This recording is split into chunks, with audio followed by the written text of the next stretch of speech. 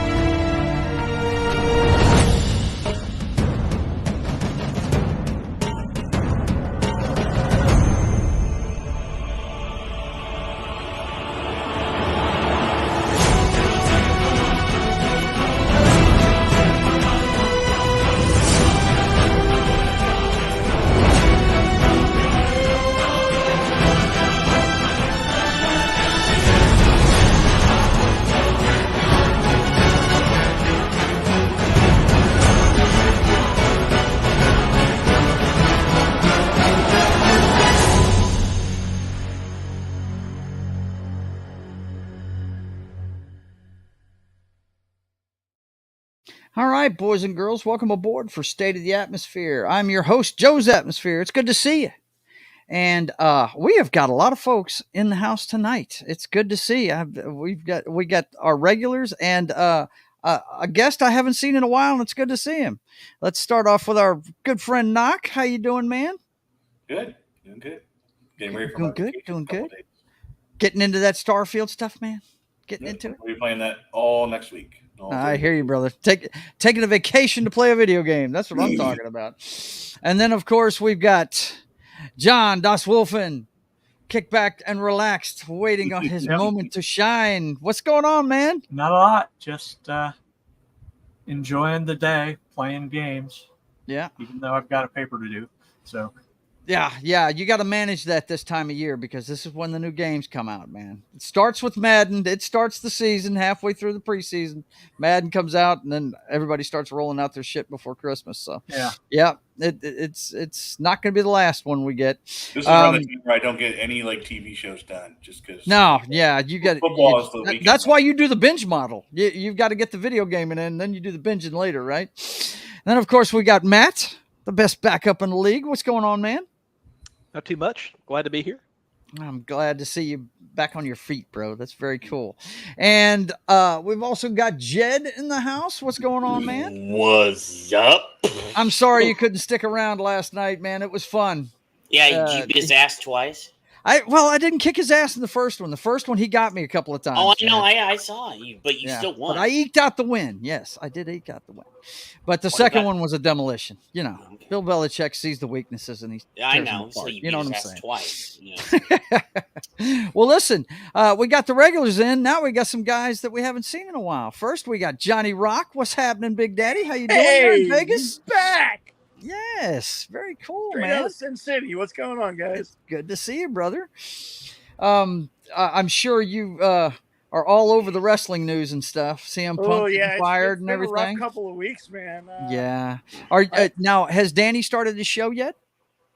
I have not talked to Danny in over a month.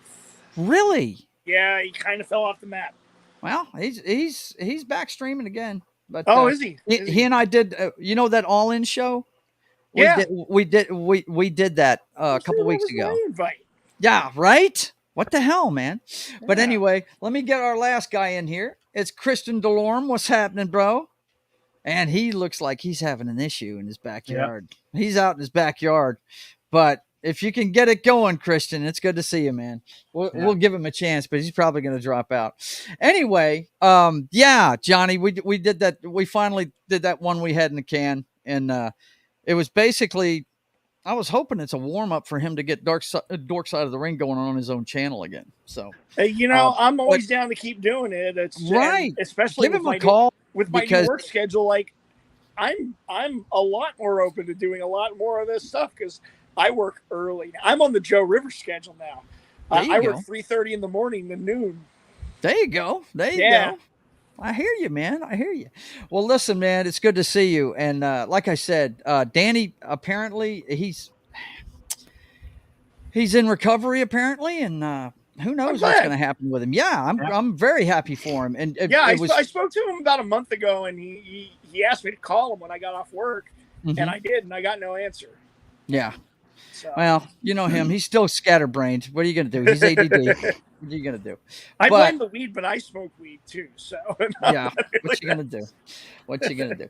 But anyway, okay, guys. So let's get started tonight. The first thing we got to talk about is this slate of September movies, and I tell you, it's there's not much coming out this month. Not much that I'm interested in, but I have heard some people are interested in a couple of things. But I can tell you this: they're getting ready for Halloween right now. There is nothing but horror movies on this slate coming out this month. Now we do have to start with. I forgot about this. We do have to start with one that's out in theaters now. It came out on the 1st. And that's Equalizer 3. Has anybody had a chance to see this one yet? Nope, don't want to. Okay. I haven't even seen the other two. one. So. Really? I like the first one. Well, let's see. Let me get this up here real quick, guys. I'm a fan of the first one myself, but I like Denzel, man. He's good. I don't know that I've seen the second one, and this third one, there's a lot of people going to see it. I have to pull up the box office numbers for last weekend, which I can do real fast. But is anybody even interested in this franchise at all? I mean, I'll probably check it out when I have a free moment. I have the AMC A list, and when it's on TNT. I don't know. We love to go. Really? So it's not the level of John Wick for you guys, I take it. No. I haven't even watched John Wick 4 yet.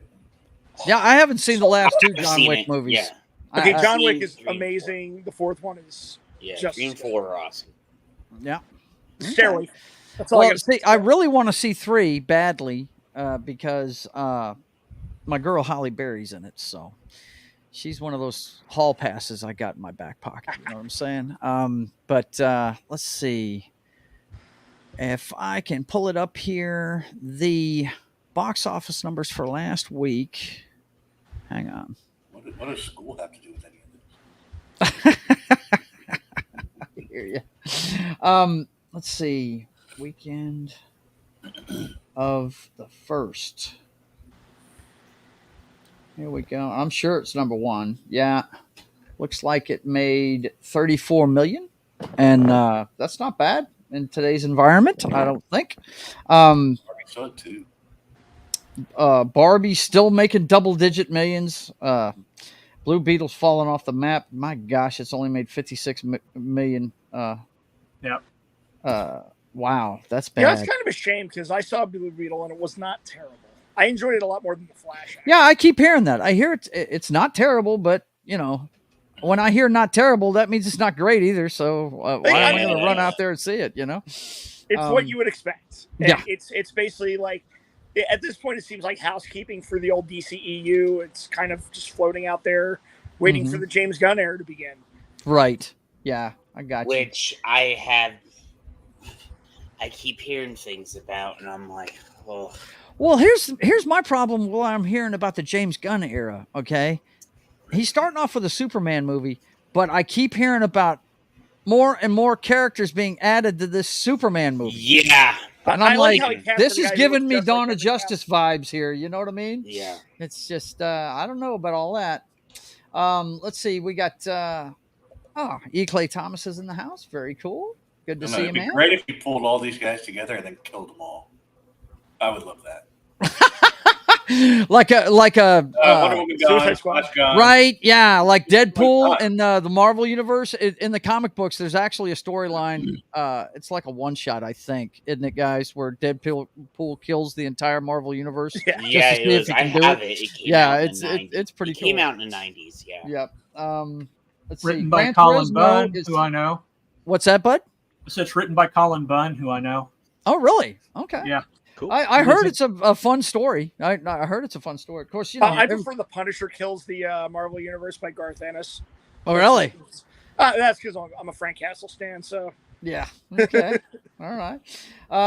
Oppenheimer's still in the top 5, but it's dropping off quickly. And Gran Turismo. Has only made, wow, it's only made 28 million with all the good word of mouth I've been hearing about this movie.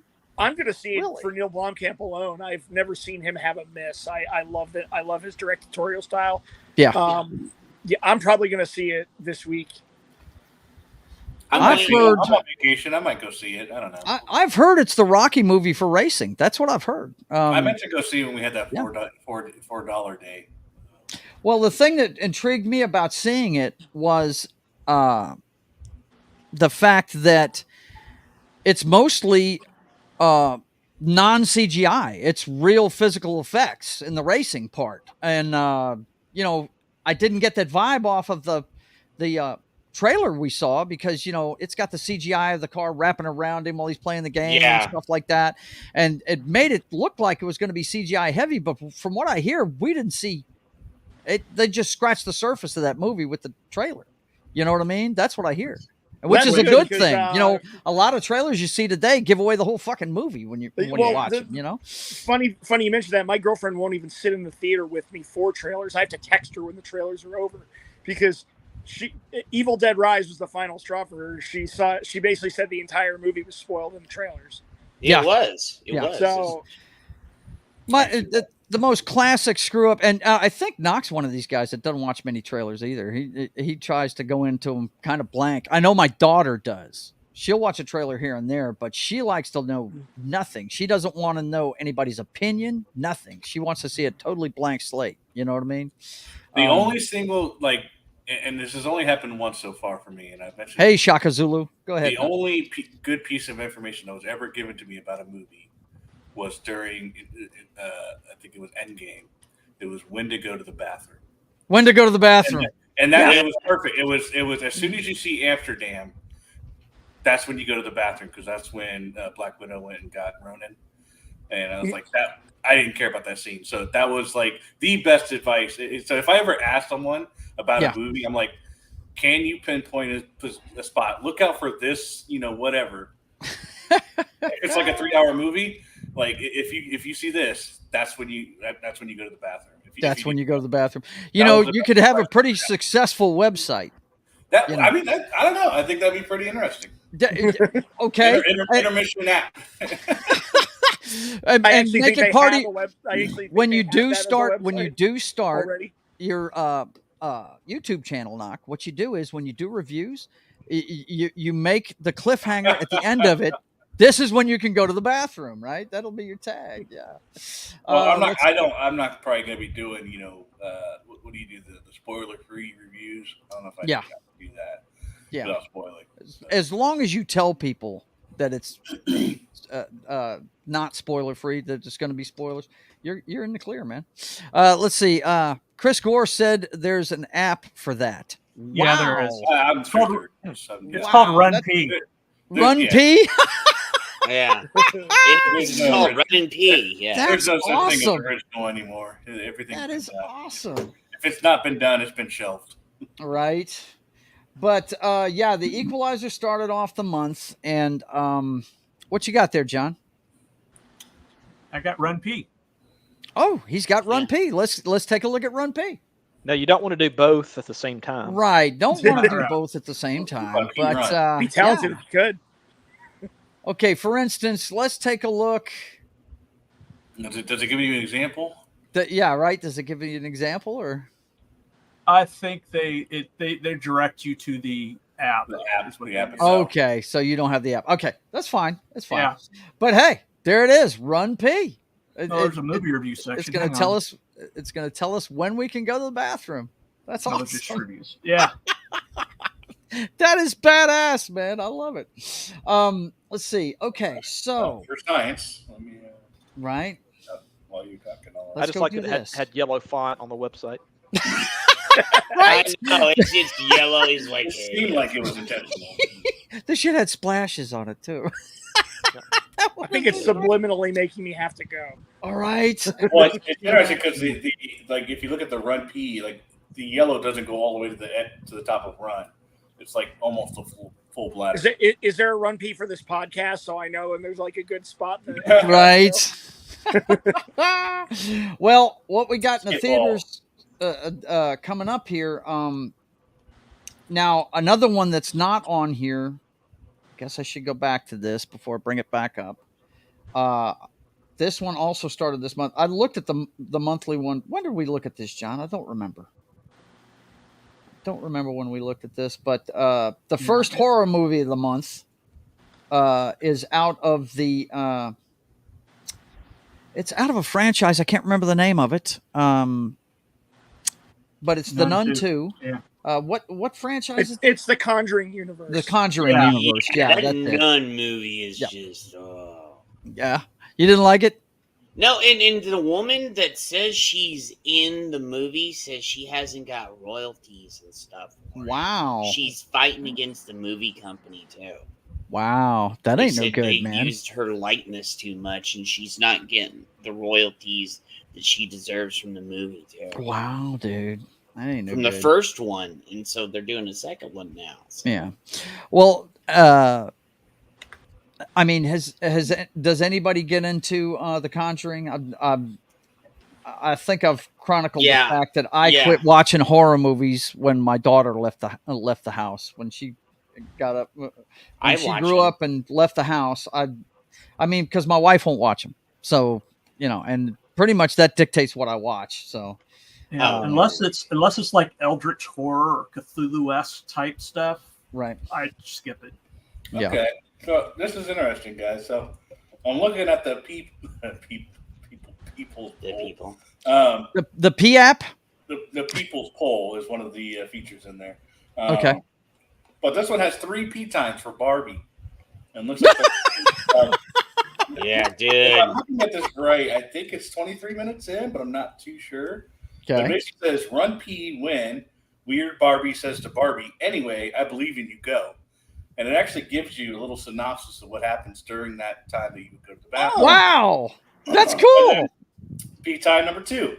Run P when Aaron Deacon says, "I'm a man with no power. Does that make me a woman?" And then there's some silly chase scene, and the rest is usually summarized. So and then they give you a third one. So there's legit things to look out for. I think it even. Well, that sounds like it's the app for you, Knock. There it is. I don't know. That's a pretty accurate thing, because I thought the entire Will Ferrell subplot really took away from the Barbie movie. It sucked. Yeah, it sucked. The rest of I the movie still was haven't great. seen the it. Will Ferrell bits. No, you could have cut that out. The best part of that movie is my boy Ryan Gosling, man. He is the best thing in that movie. He is awesome. Yeah. He's badass. People say he is the best part of the movie. He is. Nobody's talking about Margot Robbie. Yeah, nobody is. Nobody is. It's all about Ken. Because he's Knuff. Because he's Knuff. That's right. But anyway, you missed it, man. What was it, last month, guys, when we started Mojo Dojo Casa House Productions? Yeah. we were using we burned down Hollywood's what we did, and we actually put AI to work, and we came up with what was it, 7 movies we were going to develop? Something like that. Yeah, man, it was fun, dude. You need to go back and watch that one. It's an all pink. It's an all pink thumbnail with hot chicks all over it. Gal Gadot and Meg. It was so cool because the ChatGPT would actually give us a cast. Yes, the whole thing, man. Yeah. Title. We just had to give it a synopsis of hey, this is. You guys are screwing around now, but you realize this is how Skynet happens, right? This is exactly how Skynet happens. Yeah, that's right. Yes. Yeah, one day it's fantasy casting your favorite fake movies. The next thing you know, the missiles are flying. Hallelujah, hallelujah. Yes. What movie is that from? Who knows that reference? What is it? Is that there's a lot of movies that say hallelujah. No. This one's from a great movie. Imagine Martin Sheen saying it. Oh, Mars Attacks. No. Apocalypse Now. It's from the Dead Zone. Oh, the Dead Zone. The vision he has of Martin Sheen's character. That sounds like a Huh? Do what? What'd you say? I didn't hear you. It just sounded old. It's very old, but it's fantastic. Christopher Walken at the height of his powers. Oh, dude, that's a good movie. And it's fantastic. It's one of the best Stephen King adapted novels ever. What's that, bud? What'd you say? I said I got psychic powers, and they go with the head. Right? No, he's really good in it, man. I'd say that's one of the most faithful adaptations of one of his novels. Is The Dead Zone? They did a really good job on King that. Fan, I actually concur on that. Yeah, it was really good. When you say What's the guy's name that made a series out of it? He was in Vacation. I used to love that guy. Oh, Anthony Michael Hall. Anthony Michael Hall. That's right. He did the series The Dead Zone. Very cool concept. It's about a guy that's in a car wreck. He's in a coma for 5 years. Everybody moves on with their life away from him, and when he wakes up, whenever he has physical tactile contact with someone, he sees the most important moment in their life. And sometimes it's in the future. And the dead zone refers to the fact that if he sees that dead zone, if there's a pause in it, that means the future can be changed. And it's a wild story, man. You'd have to watch it. It's fantastic. Really, it was definitely written in King's drug years, but it's no doubt. That's from the mind of a guy on hallucinogens, no doubt about it. Yeah, but it's a fantastic movie. It's not like It or any of the other really gory things he does. It's more of a mind bender. It's more in the style. I'd say it's more like a Christopher Nolan type of movie. I've always said if they could you imagine if Christopher Nolan did a take on The Dead Zone? That would be pretty awesome, man. It really would. But anyway, let's get back to this month's rundown here. Let's see what we've got. I think the next one, like I said, it's a lot of horror movies. If you're into chick flicks, my big Fat Greek Wedding 3 is coming out. I'm not necessarily into that stuff. Why are they making a third? Because chicks like, the first one Greek was weddings, okay. I guess. That second one was just. Remember, that's not for you. It's not made for us, bro. I got dragged to see both of those. I actually asked our buddy Martin about this one, Satanic Hispanics. Huh. What? And he's actually cool. looking forward to this. Why Yeah. does it say 2022 on it? That sounds cool. Yeah, I don't know why it's saying that may have been when they filmed it. They find it full of dead Latinos. Yeah. Listen to this. When police raid a house in El Paso, they find it full of dead Latinos and only one survivor, known as the Traveler. He is taken to the police station for questioning. There, he recounts tales of horror from his life, chronicling portals leading to other worlds. That sounds fucking cool. It does sound cool, man. Yeah. Satanic Hispanics coming to a theater near you on what date is that? Now, is it straight horror or is it comedy horror? It says straight horror. That's what it says. Oh wow, okay. With a title like that, you'd think more comedy horror. Right, that's what you think. Like Zombievers. No, they're very straight to the point in this one. Yeah, there you go. Boom. Very Snakes on a Plane. Snakes on a Plane. There you go. What's this movie about? It's about snakes on a plane. It's about snakes on a plane. What's this movie about? Satanic Hispanics, man. Yeah. Let's see. Yeah. Demons with Tacos, I guess. That's my birthday too, by the way. Hey, they already did that in Dust Till Dawn. September 14th. September 14th is my birthday. Is it? Happy birthday to you. Hey. Yeah, man. Well, friggin' maybe you should go see that on your birthday. Doesn't sound like me. Now, correct me if I'm wrong. This looks like The Haunting of Venice. Looks like the It's Hercule Poirot. Is it the one? Is this from the series, like the Orient Express and that stuff? Yeah, it's an Agatha Christie. It's an Agatha Christie. Okay, that's what I thought, because he looks like he's playing that same detective. Yeah. Poirot. Mm-hmm. Yeah. Okay. Well, I just wanted to make sure. Michelle Yeoh in it too. Yeah. There you go. It looks like he's got a great cast. Yeah, it does. That looks like a cast. The trailer didn't grab me. But Wait, hang on. You can't really go wrong with Kenneth Branagh and Is Michelle this a Yeoh. horror? Hang on, I've got it. No, it's not a horror movie. Agatha Christie. Agatha Christie. It's a mystery. It's a murder mystery. I watched all the old PG-13. ones. Let's see. We're having. Whoa, really? Uh-oh. Apparently, we're down on Rumble. Weird. Huh? Yeah, that's what it says. Let me go check Rumble just a second. Oh man, have they been canceled? No, No, it hadn't been they're canceled. not. It was running fine. I don't know what would be up with that. Rumble's It's me. I'm your down. CM Punk. Oh, Rumble is down. Fire Period. cause. There's a bunch of channels that are down right now. Okay. Well, there you go. All They're right. having problems. That's it. There you go. And it just went back up. It just went back up just now. Yeah, that's weird. They're just having problems. But yeah, this is Murder on the Orient Express. I'm sure you've heard of that one. And then what? Murder on the Nile, was that the second one? I think. Yeah. Yeah. But these are murder mysteries, man. And I haven't seen any of them, but I want to see them because of that guy right there. Kenneth Branagh is, to me, one of the better movie makers going today.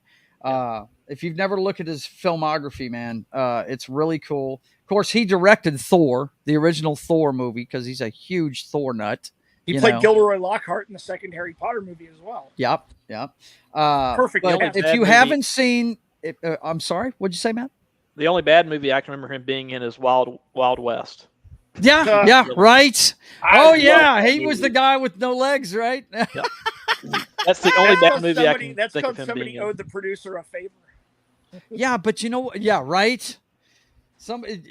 That's the guy that wanted to make a Superman movie with a spider in it, right? With a giant spider, which I did like the homage to in The Flash. Yes, Nicolas Cage playing a giant spider. Very cool. Yes, Yeah. but you can say what you want about that Wild Wild West movie. Yeah, it's a bad movie, but he's great in it. He's the only thing great in it. It's the only good part in it, man. And How do you Kevin make Kline's great in it look too. bad? How do you make Kevin Kline look bad? But anyway, if you haven't seen his, it's almost an autobiographical movie. You can tell he's the child character in it, but he made a movie that was up for Best Picture. I think wasn't last year. I think it was the year before. Was it Belfast? Belfast. Yeah. It's awesome. If you haven't seen that movie, I'm Irish, so of course I had to watch it, and it takes place at the height of the Protestant Catholic riots and stuff there in Belfast, and it's clear he is the boy that's the main character of the show, because the first thing you see him doing, he's sitting on a curb waiting on one of his siblings, and he's reading a Thor comic book. And he said in interviews that's his favorite, comic book there's been a ever. lot of directors putting out movies where like they're basically like fantasy casting their own life. Like Spielberg just did it with the Fablemans too. Right? Yeah. Mm-hmm. It's almost like an autobiography, but it's fictionalized just enough to not be a note for note retelling of their lives. Yep. Okay, let's get back to it. I'd like Brad Pitt to play me. Right? Camp Hideout comedy, whatever. A lot of these look goofy as shit, and like I said, there's a lot of. Ooh, that looks kind of Route 60, the biblical. Route 60, highway. the biblical highway. What is that? Let's take a look at this. What is this? I thought that was like a sci-fi or something. Oh, it's from Fathom. It's from Fathom. That means it's privately funded religious stuff. Yeah, I thought that was going to be like a cool sci-fi or something. It's like Left Behind. Yeah, that's probably. I saw that. Or Sound of Freedom. Man, I tell you what, friggin' the Left Behind novels are good. They've never done the movies right though. They didn't. That's because Kirk Cameron wants everything to be hunky dory. Yeah, and you can't do it that way. You can't do it that way. He doesn't want to dip into the darker aspects. It's Revelations, man. There's got to be some bad guys. Yeah, and I was like, why is the movie not like the book? What the hell? Like Latino Slant says nerds. Nerds. Up, How you doing, buddy Polly? boy? It's good to see you, Paulie. Hey, if you want a link, I'll send you one, man. Just let me know. I'll let you can come in here and say what you'd like about the movies coming up. Love to hear what you think of the what is the name of that one? Satanic Hispanics. Yeah, man. That looks like something off the chain right there. But yeah, if you want a link, Paulie, just let me know. Anyway, what's the next one we've got on here? Yeah, the next one's The Expendables. Now, guys, you're gonna laugh at me probably, and this is on the 22nd. It's coming out. I have not ever seen one Expendables movie. I have never seen any of them. The first two. I don't think I ever saw the third one. And I can't get into it, man. I can't. do Dude, it. when we played There's no that real trailer, was storyline. it You don't want to here? see an 85-year-old Sly Stallone No, that's not it. Like- That's not it. Here's the thing. doing These doing guys better make cardio great than movies. me? They really do. They make great movies on their own, but this is testosterone overload, bro. Well, I Dude, mean, come this is a on. hard R now. We're back to how it should be. Not that pussy look at- PG bullshit. Look at the poster. How Statham's name's on top of Stallone's. That's interesting. Yeah. Well, Statham kind of is the main. Well, dude. you got Statham, Stallone, 50 Cent. I'm like, 50 Cent? He's an action hero? Yeah, What? he has been for You a haven't long seen it? time. Oh no. You never saw Get Yes. Rich or Die Trying? Dude, he's been like that for a while. Hey, Christian, Hey, what's going Christian. on, man? Couldn't Hey, get it going on the Christian. phone? Are you there? I'm here. Can you hear me? Yeah. Yeah. You're just fine, bud. Yeah, my apologies. It seems streaming from my backyard is the equivalent of streaming from the moon. So I apologize. You're fine, man. You're fine. How you been, brother? I've been good. 2 days off. This is my second day off. Knock, let me tell you I love you, man. All right. Yeah. Well, you don't need to love me back. It's all good. I'm that kind of man. Small Town Republic, let me tell you, I've been watching Joe streams for a good year now, and your wittiness is just awesome.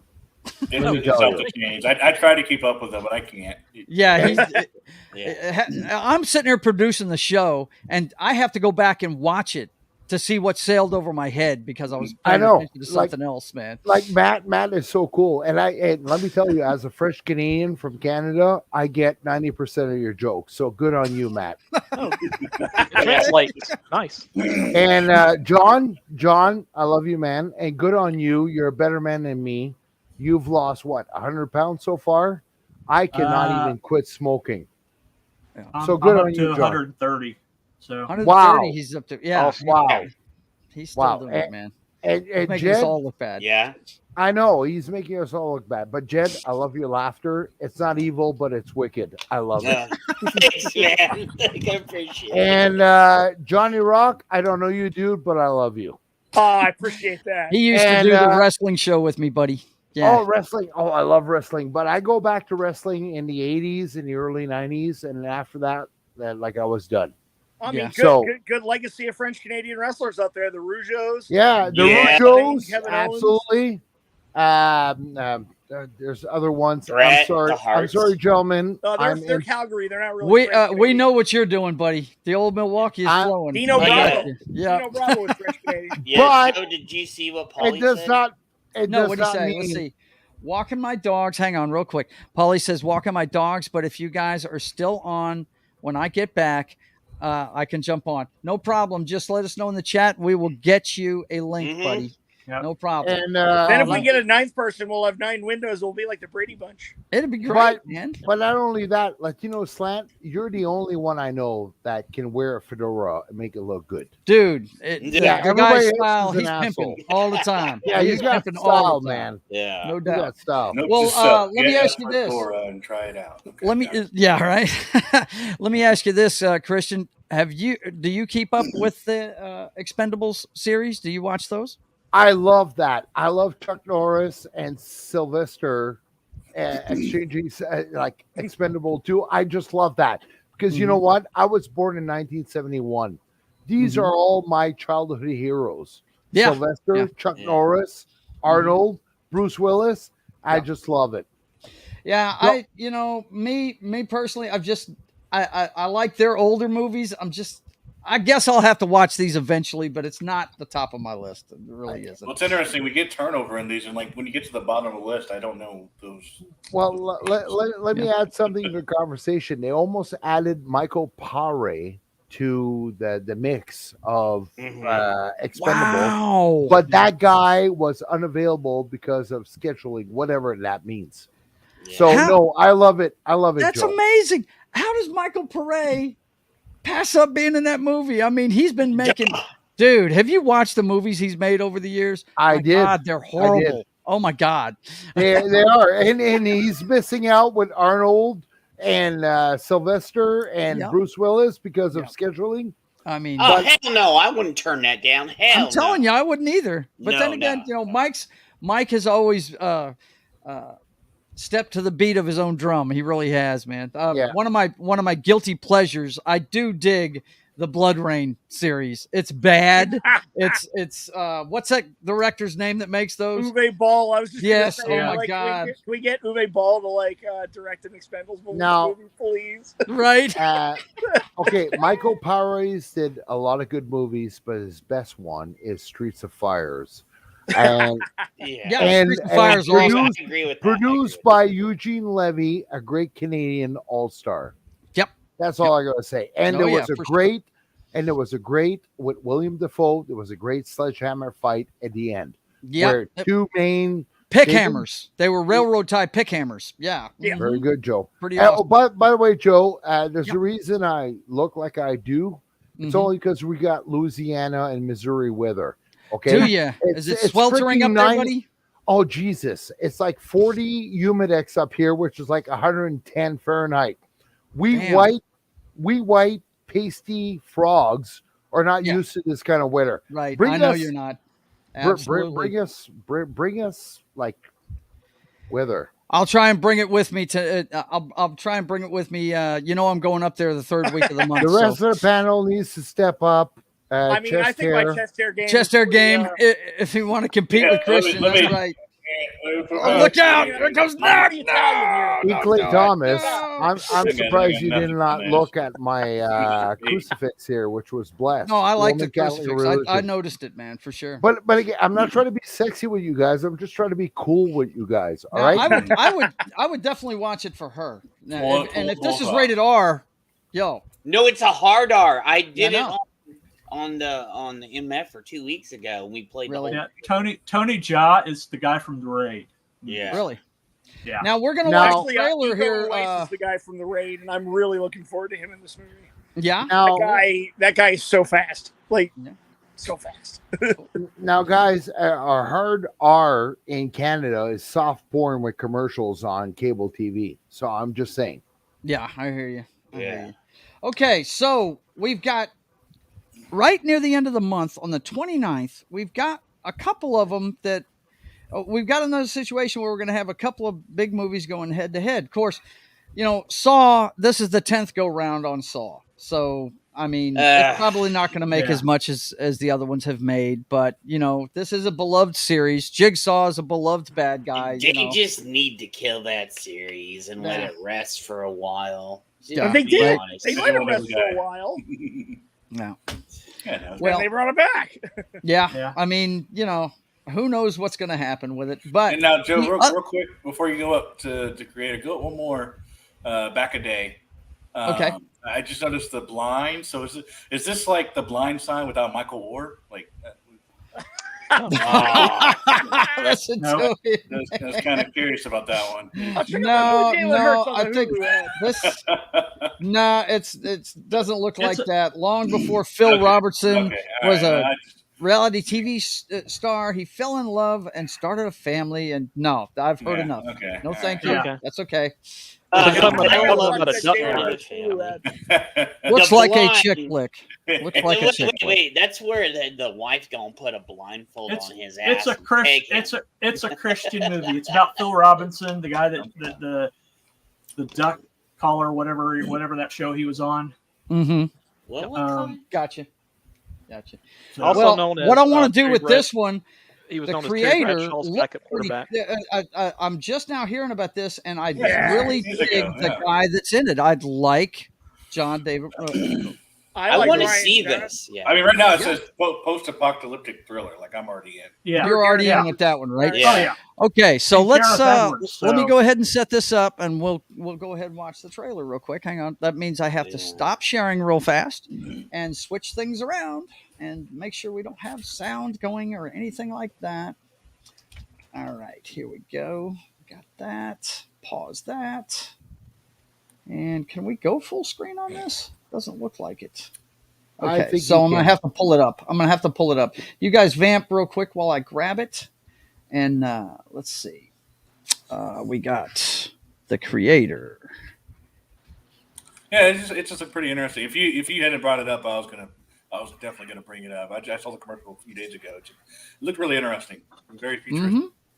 It does. It does. Kind of look like on my radar for a while now. It kind of reminded me of like a little bit of AI. Okay, so we've got the trailer here. Let me get it up here, and we'll do like we usually do. We'll stop it every once in a while so we don't get popped. Put it through our little shake and bake machine. Put it through our little shake and bake machine here, and see how it goes. All right, present arms. No, I'm just kidding. Let's see. Boom, and yeah, there it goes. See, you can tell the military guys in the house. They know what I'm saying. All right. So let's get into what's going on with the creator. When the war started, they predicted me. Took better care of me than humans would have.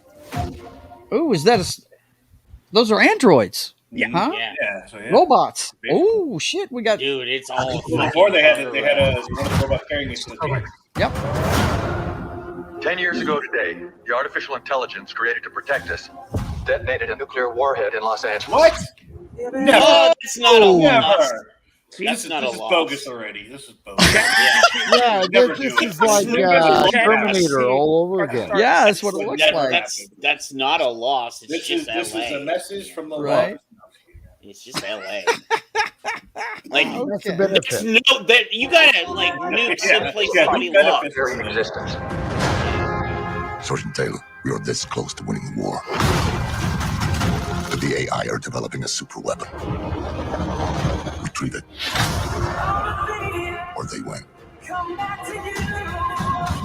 Uh-oh. Is that a It's so robot evil. kid? But a smoochum or whatever. It looks like a robot kid. That Look is at a robot Look at kid. the backside of his head. Yep. Wow. Okay. All right. Let's keep going here. The weapon? Ooh, the Rogue One director. Yeah, just a kid. Yeah, Garth Edwards. Are you going to heaven? No. You gotta be a good person to go to heaven. So we're the same. We can't go to heaven because you're not good. And I'm not a person. Do you have any idea what the thing is? She looks like a little girl now, but she's growing. Whoever has that kid wins the war.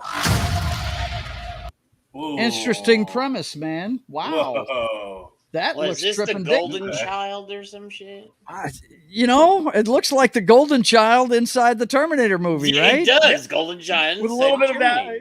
Did you guys ever see Elysium with Neil Blomkamp? Yeah, I did. I have not it's seen got kind Elysium of a yet, Blomkamp no. vibe to it too. Yeah. Yeah. Okay. All right. The robots even kind of look like Chappie.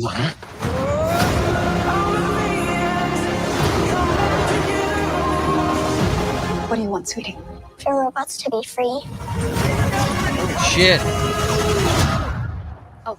Free the bots, people. Free the bots. I told you this is Chat GPT and Roombas. This is where it all starts.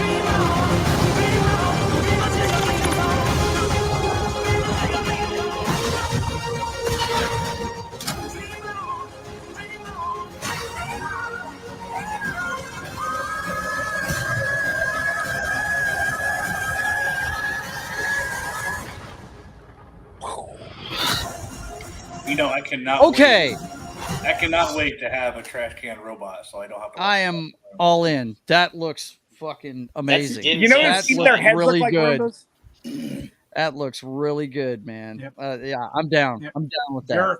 Gareth Edwards has earned a lot of goodwill from me from his movies. So I'll go see one of his. What movies else has he pretty made much. besides Rogue One? Oh, he's got a list. Which I mean, I guess I could look it up, but click on his name. Yeah, I've got it. Okay, all right. Just share it real quick and we'll throw it up. E. Clay Thomas says Denzel's son as an okay actor, but I don't know if he can pull off a lead role. I liked him in Tenet, man. I thought he was good. I did. Yeah. I did too. Yeah, and he I liked sounds him in just Tenet. like his dad. He sounds just like his dad. He sounds like he doesn't look anything like him though. He looks more like his mom. You know, he used to be a football player. I think he played in the NFL too. Really? Yeah. In the NFL? Wow. Yeah, he came from football. Huh. Cool. Down with that. He directed the first Godzilla movie. Can you blow that up just a little bit, John? Just The one with scroll it Cranston? open. There you go. let's see. The first Godzilla movie. Is that the one with Cranston? You talking about the 2014, the current? 2014 Okay, Godzilla movie. All right. He also wrote. I've seen Monsters. Yeah, Monsters is a very good movie. Mm-hmm. And he also did. He came out of digital effects, is where he came from. Really? Well, I can tell you this: Rogue One's the best thing that Disney Star Wars has put on the big screen. Oh yeah. So yeah. I mean, yeah, I'm down. What I saw in that trailer looks awesome, man. Well, now earlier when you mentioned trailers, I did think of Rogue One in the sense that there's at least one line, if not two lines, in that Rogue One trailer that are not even in the movie. So that's the way it always is, though. Yeah, there's always stuff in trailers that never make it to the movies. Yeah, because they're putting it together out of cuts that they've shot, and who knows what ends up on the cutting room floor. And they admit you know what I mean? too, like Spider-Man. Yeah. Now, I do like that, and like Disney does that. Clay says, "Oh well, I didn't like Tenet." Laugh out loud. Hey man, yeah, that it's personal choice. I know a lot of people didn't like that one, but I dug it. I thought it was cool. Yeah, it's Christian, what's up, man? Movie. It's a very big movie. This whole woke wave that's been going on since Trump got elected, I'll tell you one thing, it really suffers in me with entertainment. This whole woke, you notice the dad was black and on and on. It just turns me off. It doesn't matter how great the script is. It's like, why couldn't you put a white guy in there? Why couldn't you see? That's my only issue with a lot of entertainment nowadays since Trump got elected. Yeah. Wokeness. Again, wokeness will kill a good script because that was a good movie. Okay. That looked like a good story and all that. But I'm looking at this and like, you're pandering to us. You put a black man and you put a what they call nowadays a BIPOC woman, BIPOC girl. It just turns me off. I'm sorry. Yeah, and far from it being racist, that's not the point. The point is wokeness, and it just turns me off. Have you seen Razor Fist's latest video about that? No, I didn't. It is pretty. You need to go check that out. It's good. I will. Does he agree with me? Yeah, he does. But it has more to do with if you keep that up, you're going to end up going broke, and you. I saw that video, but again, I don't mind black people. I love black people. I'm watching them. From on Paramount Plus right now. Yeah, because we got I heard that's a good show. It's a wonderful. Didn't Gary show. cover that on Pop Culture Minefield? Isn't that one of the shows he did on Fantastic? He did. Yeah, he did. It's a great show. The only problem is, once you see wokeness in entertainment, you can't unsee it. Yeah. Okay. And it takes away from the beauty of the script writers and all that. Yeah. So again, like that was a great, how do you say it in English? Premise. That was wonderful. The only problem is you guys had to insert a person of color, a BIPOC color, and all that. That's such a turnoff to me. Who's not a racist? But it could be, I'm not really getting that vibe off of that one. That doesn't seem more of like a futuristic vibe off of it. I mean, it looked like there was Asians in it, all kinds of stuff. It looked like a very, it looked like a global story, and it looked like a global story that they're trying to tell. And it's Denzel Washington's kid who is trying to start his career. I mean, you see how we're split on Tenet, and that's one thing we never do here is poo-poo on what people like. But like for instance, E. Clay Thomas didn't like Tenet, and the but sound I dug was it. awful in that it's movie. People can read it different ways. I didn't see it the way you saw it there, man. I've got a copy of it too. Yeah, for sure. But I hear what you're saying. When I see it, when I get slammed in the face with it, I turn it off. Well, the English word I think I'm looking for is pandering. You're pandering to me, and it's so bloody obvious that it's just a turn off. This doesn't matter how big is that with this movie. Now, like to me, the greatest, most egregious form of pandering was the Josh Trank Fantastic Four movie, which I still have not seen. I still haven't watched that one. I boycotted that, and I told people don't even waste your money on that. My angry nerd hat, but like, okay, the Fantastic Four has always been about family. They're the first family of Marvel. Right. So, okay, you have 4 of them. 2 of them are married, and 2 of them are blood siblings. How are you going to turn the blood siblings. I mean, make Mr. Fantastic the black guy. Make Ben Grimm the black guy. Yeah, You that would have don't made more split up sense. the only Sue two Storm blood and Johnny relatives Storm in can't be two Fantastic different Four. races. It doesn't work that way. But And okay. it's no disrespect to Michael B. Jordan. I love him as an Yeah, actor. he's I'm a great huge actor, but fan, yeah. but like, I'm But sorry, Johnny he was Rock- not the right pick for Johnny Storm at all. Yeah, for sure. But Johnny Rock, let's go back to what I think. Okay, Fantastic Four were all white people, right? Mhm. If Yeah. you want black people, why don't you make your own characters Yep. black? Yep. Okay, and I might even like it. Yeah. You know what I mean? Like Black Panther. Why That do was you a need- great show. Like you know? That was a Spawn. great I think show. Spawn was probably the first mainstream black superhero. Yeah, exactly. But In the anyway, 90s. I'm sorry, I might look like an asshole here. I apologize. You're but not. wokeness, You're not. wokeness has really put a really. But remember, this isn't my political show, so we're gonna Yeah. we're gonna change All right, cool. gears. Cool. I do want to talk Sorry, Joe. My main question is, Matt, what did you get for Popeyes? Oh, I got a spicy chicken sandwich. How did you know he got Popeyes? And their spicy chicken sandwich is badass, by the way. That's why. Yeah, the drink. Casually showing. You know, there was Christian, do you have Popeyes up there?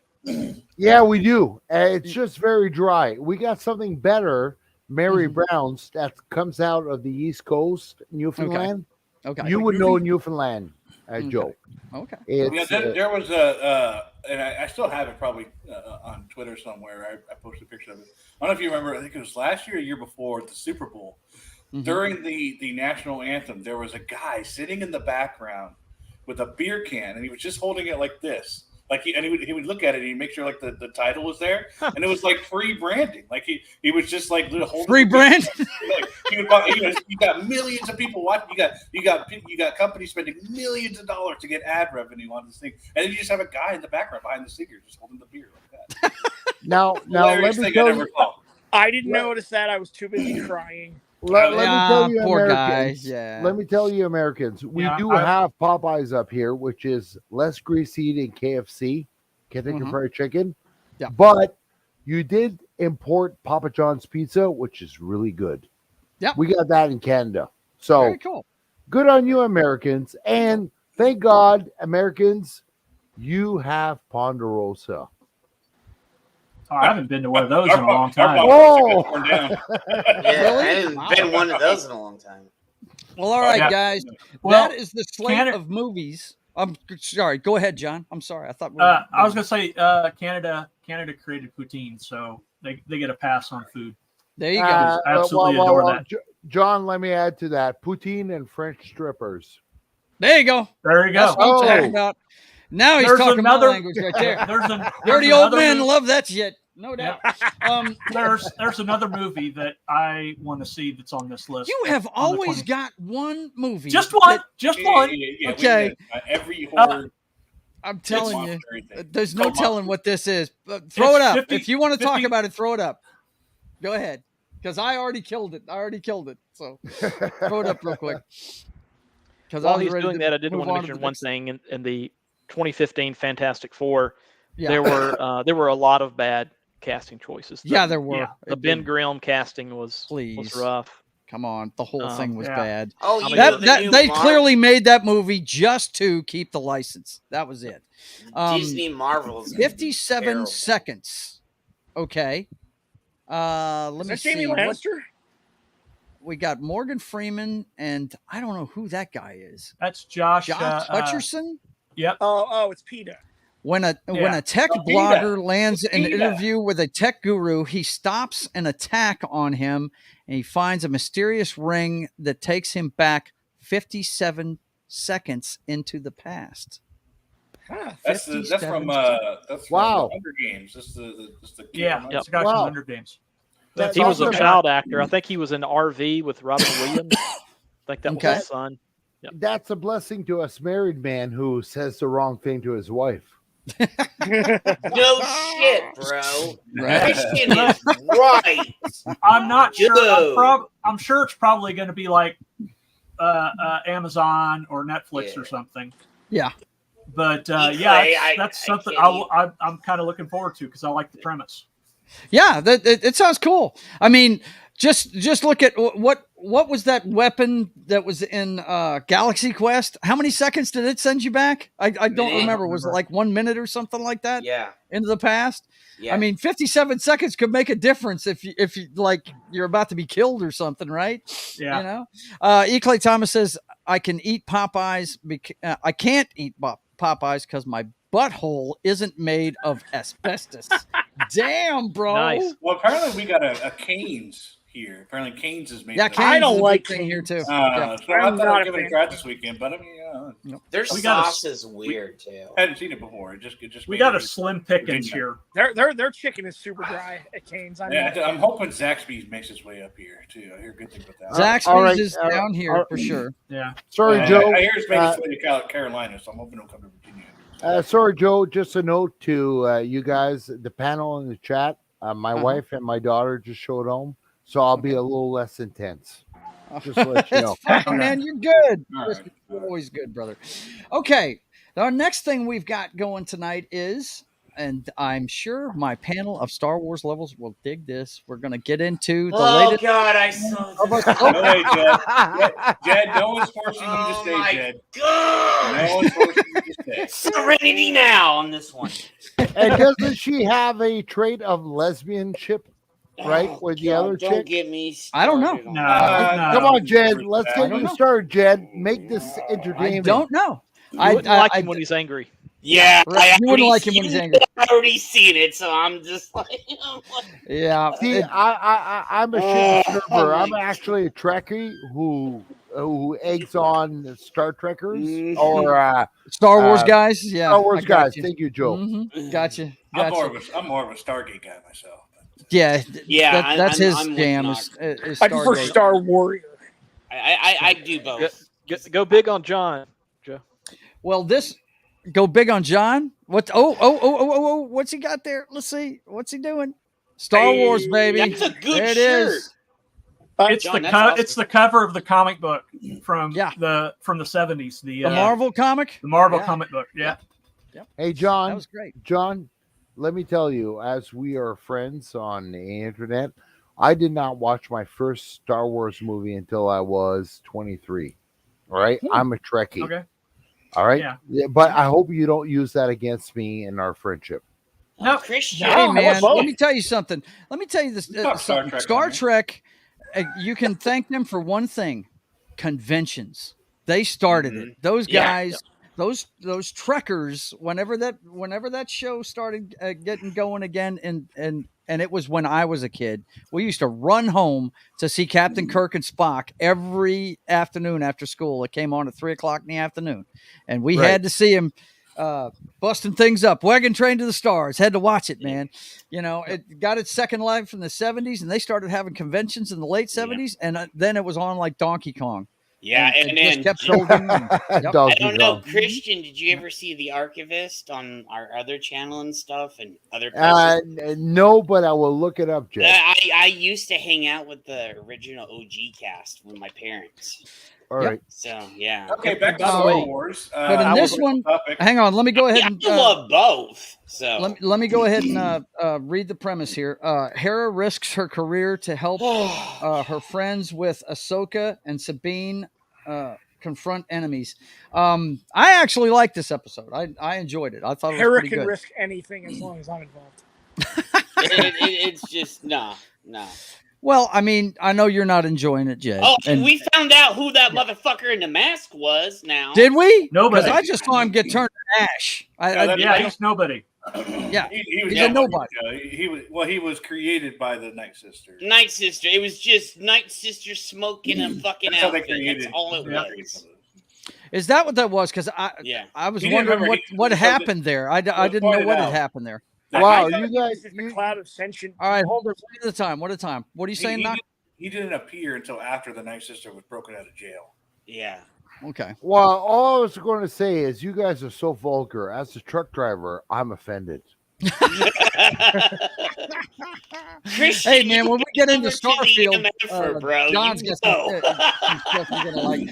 But Johnny, what were you gonna say there, sir? Oh, I was saying, I thought when he died, I thought he was actually a cloud of sentient bees And I'm like, that's the coolest Dark Jedi I've ever seen. He's like Brilliant Ants from Rick and Morty. I like E. Clay Thomas's, just the smoke monster from Lost. Right? I was thinking. I was looking for Thanos. I was like, who snapped the fucking glove, man? No, I literally yelled at. I said, "That's the motherfucker from Lost." I was like, "Oh my god!" As soon as that clock came out, I knew exactly what it was. Especially because it was green. It was actually green smoke too. Now, how did you guys know that the witches made this thing? How did because the Night Sisters in the shows, you can make zombies. Cartoons. Yeah. Okay, so it's something that I wouldn't know about, right? So I'm right to be confused about it. Yeah, okay, you're right to be confused. Right. Me and Knock know what's up. Okay, and that's the reason why I got so angry. Well, you got to be happy. Well, Jed, you got to be happy that it wasn't. It wasn't Star Killer or. I was just. They also were speculating it was the guy they're looking for, right? That is the silver lining there. But it couldn't be Ezra though. Yeah, that's what a lot of people were saying. I rolled out immediately because if Ezra was back, that means Thrawn's already back. And if they I'm going to say that. Hang on. The thing about Ezra leaving was that Ezra could have befriended the whales to come back and then been manipulated by the Night Sister to turn back. That was just because he came back to infinity with force using and I'm still saying and the space whales are force using tuned with it. So I thought that's the running theory. You still may see Darth Maul come back. I thought it would be They're dropping a a female. lot of his hints. Yeah. No, they're not bringing he's dead. Darth. He's dead. All right, hold it. Matt, go ahead. I thought it may be a female based on what we've seen from Disney lately with like Ant-Man 2 and Black Widow, where they've done some of those type reveals where your expectations are subverted and it's a woman. Right. So that's what I thought they would. That's the direction. I think they have enough females on this show already. Really. I know, right? Not enough. Not enough. Not enough. Not near enough. But that ass, though. But that ass. Dude, Yeah, Sabine. Yeah. he's thinking about Hello. now. It's not about the ass. It's about the boobs. Yeah. All right, it's about the boobs. It's a personal preference, Christian. No. Universal likeness. No, this double is no. D's make the world go round. No. We've talked about this before. And, you like them thick? We did, and I showed you wrong. All right, and you're still arguing with me. And Knock, let me tell you, Knock, you would make a great hockey fan. Your love for the NFL, you would make a great hockey fan. You come to the dark side, my friend. You come to the dark side. I've been open to hockey. I would have to learn the rules and the teams. Hey, Christian. Right now, It's really simple. I'm learning college football right now. That's no. College football is for pussies because you can always run out. You can always run out of bounds. When you're playing hockey and some guy's calling you out, you got to fight him. Yeah, there you know how to use our play fists in hockey. So. I went to a boxing match and a hockey game broke out. Yeah. There we go, Joe. The ultimate stereotype. And, all right, let's get back to the topic, guys. Listen, I'll tell you what I liked about this show. I liked the fact that we had some. My favorite part of it, I've told you this several times, is the Jedi versus the Sith. We had a lot of lightsaber fighting in this, and I dug it. I thought it was so not minimal. Dark Jedi. That was so minimal, Joe. Hmm? It's all about they're fallen Jedi. They're not minimal. Sith. They are not Sith. If they're not Jedi either. They're not Sith. Yeah. They're fallen Jedi. Yeah, and we almost got hence the name of the episode. I believe it was called Fallen Yep. Jedi, wasn't it? Yep, it was. Mm-hmm. Hey, Joe, we almost got scissoring if it wasn't for cable TV. Oh man, if it wasn't for Disney. Yeah. What if? Yeah, exactly. I haven't heard anybody espouse this yet. What if the title Fallen Jedi is in reference to Ahsoka and Anakin? That's okay. This is my question, guys. And look, Matt, I got that 90% of your joke. I got it in Canada. Thanks, Matt. Well, it was. It's not a joke. The end of it. The end. It is a joke. This is my question at the end of the movie. Canada. This is my question at the end of the show. Is she dead? No, she's not in the dead. world between worlds. The world between worlds. Yeah, the I world called between that. worlds? I called that last week. Okay. How she got there Okay. is kind of weird. I'm going to be really, really edgy here. Is she dead? It all depends on her lover. Oh, okay. All right. Sorry. You go, man. Sorry. You go. Yeah. That's nobody what I laughed. thought right away. Because she saw Anakin, who is gone, right? That's And what that's he what I called thought. her Snips, so they're in Yeah. the world between worlds. Yeah, Basically- that's a past Anakin. Yeah. Once again, Yeah. I don't know what this is. So World you know. Between Worlds Within is Worlds, a it's World- basically like. Did you ever play the PlayStation 4 and 5 God of Wars? Ragnarok. Oh, Yeah, okay. it's Because you go through a it kind portal of and functions it's- the way like the Yggdrasil show the world tree functions in God of War. It's like it Mhm. connects all time periods and all time and space. Yeah. It's kind of like a subspace highway that goes like connects moments. It connects like Gotcha. E. Clay Thomas says Fallen It's Jedi how they were because able to save Ahsoka from getting murdered by Darth Vader in Rebels. I gotcha. Because Okay. Ezra went into the world between worlds. I'll get and it to pulled her Polly, out of it Joe, right just a before Vader second. was about to decap. Okay, bud. It's on its way, Polly. Hang on. E. Clay Thomas says Fallen Jedi because she fell off a cliff. No, I think get they it. were What talking is the Fallen specifically Jedi? about Balin there. I think that's who they were. talking No, about. well, their titles are always about multiple people. Yeah. So I had to They're rent my generally hockey focused on love for our resident Canadian. There you go. The champs. That's right.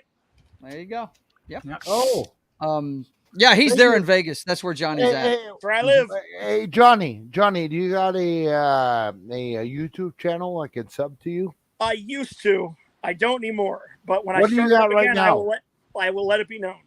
He's All right, let he's Joe- on Twitter. I'll get his link and put it in there. For Yeah, you. yeah. I'm I- at I- Johnny Rock 28 on Twitter. I'll get you. I'm not on I got Twitter it. though. All right, cool. Or is it the X now?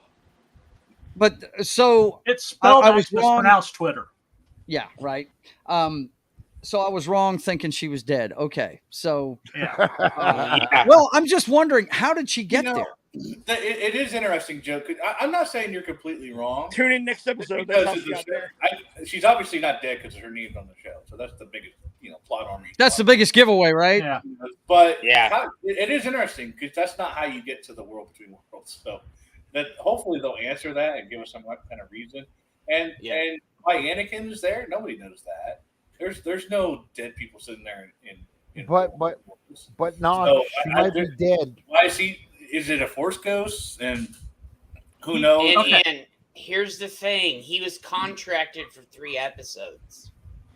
I think it's That more of doesn't an answer my echo. question, Jed. Thank you. I know, but I'm still saying he's going to be in 3 Here's the episodes. Here's the thing. Here's the thing. He called her Snips. Yeah, He's de-aged. He's dressed like he was in the cartoon. yeah, He's Anakin from a previous point in time. Well, yeah. how did he get? How did he Gotcha. get there then? That doesn't I make think sense. he's more of an echo in the Force. just Yeah, because I of the way think the he's world more. I between worlds do works. too. That's what I believe. It's basically a snapshot in time of Anakin. All right, gentlemen. As a Trekkie, she might be dead depending on her lover if he's a quickie.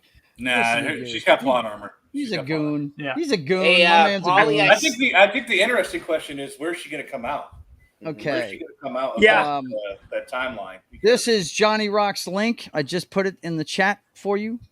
Thanks, Joe. Big Daddy. Thanks, Joe. No I want to He- sub Johnny okay. Rock because Johnny Rock rocks.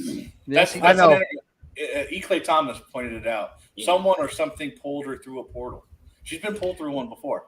Yeah. Yes, So by absolutely. Ezra. by Now, Ezra. Okay. How did Anakin did? I don't know if he's an echo. So I still don't get Anakin's part. Yeah. So Okay. We'll find out next week. yeah, hopefully. But I enjoyed it.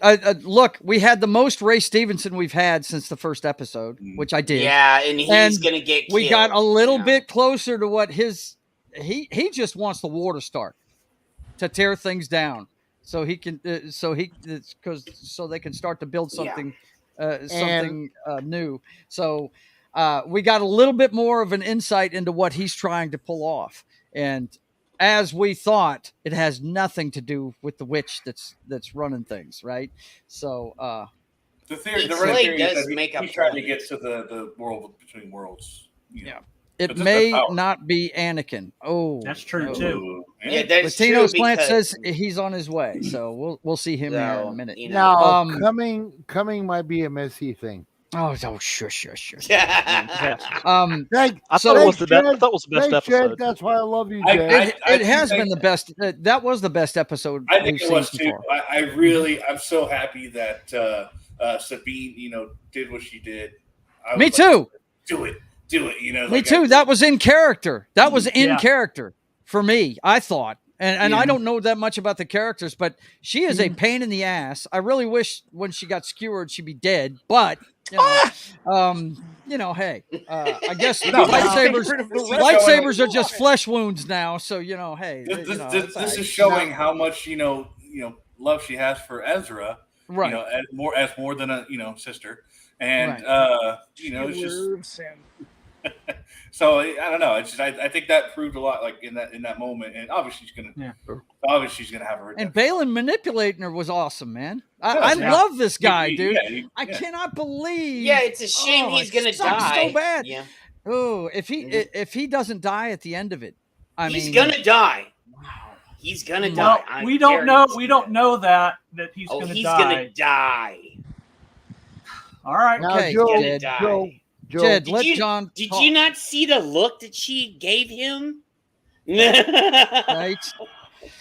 And Polly from Latino Slant is here. What's going on, Big Daddy? Good to see you. Hey, what's happening? Can you guys hear me? Hola. We're doing our Wednesday night thing, talking about pop culture stuff. I saw that. I want to nerd out. Go ahead, nerd out, bro. We're talking about the latest episode of Ahsoka, and god awful. You thought it was god awful? Okay. Yeah, but that whole show should not exist. Wow, yes. We got our first hater. Okay. Well, I'm not a hater. I listen. I watched the whole thing. I actually watch stuff that I critique. Yeah. Right. All right, so Paul, hang on, Paulie. What do we got? What kind of Star Wars background we got? Have you watched the cartoons? Have you played any of the games? Have you gotten any backstory into Ahsoka, or are you just coming into Ahsoka fresh like Joe is? I mean, I love Clone Wars and Rebels. I really like Ahsoka in that iteration. I don't like Thrawn's Filoni's Thrawn in Rebels. It's not Heir of the Empire. I have Heir of the Empire. I read the books. I have it on my my Audible. Listen to it several times a week. Here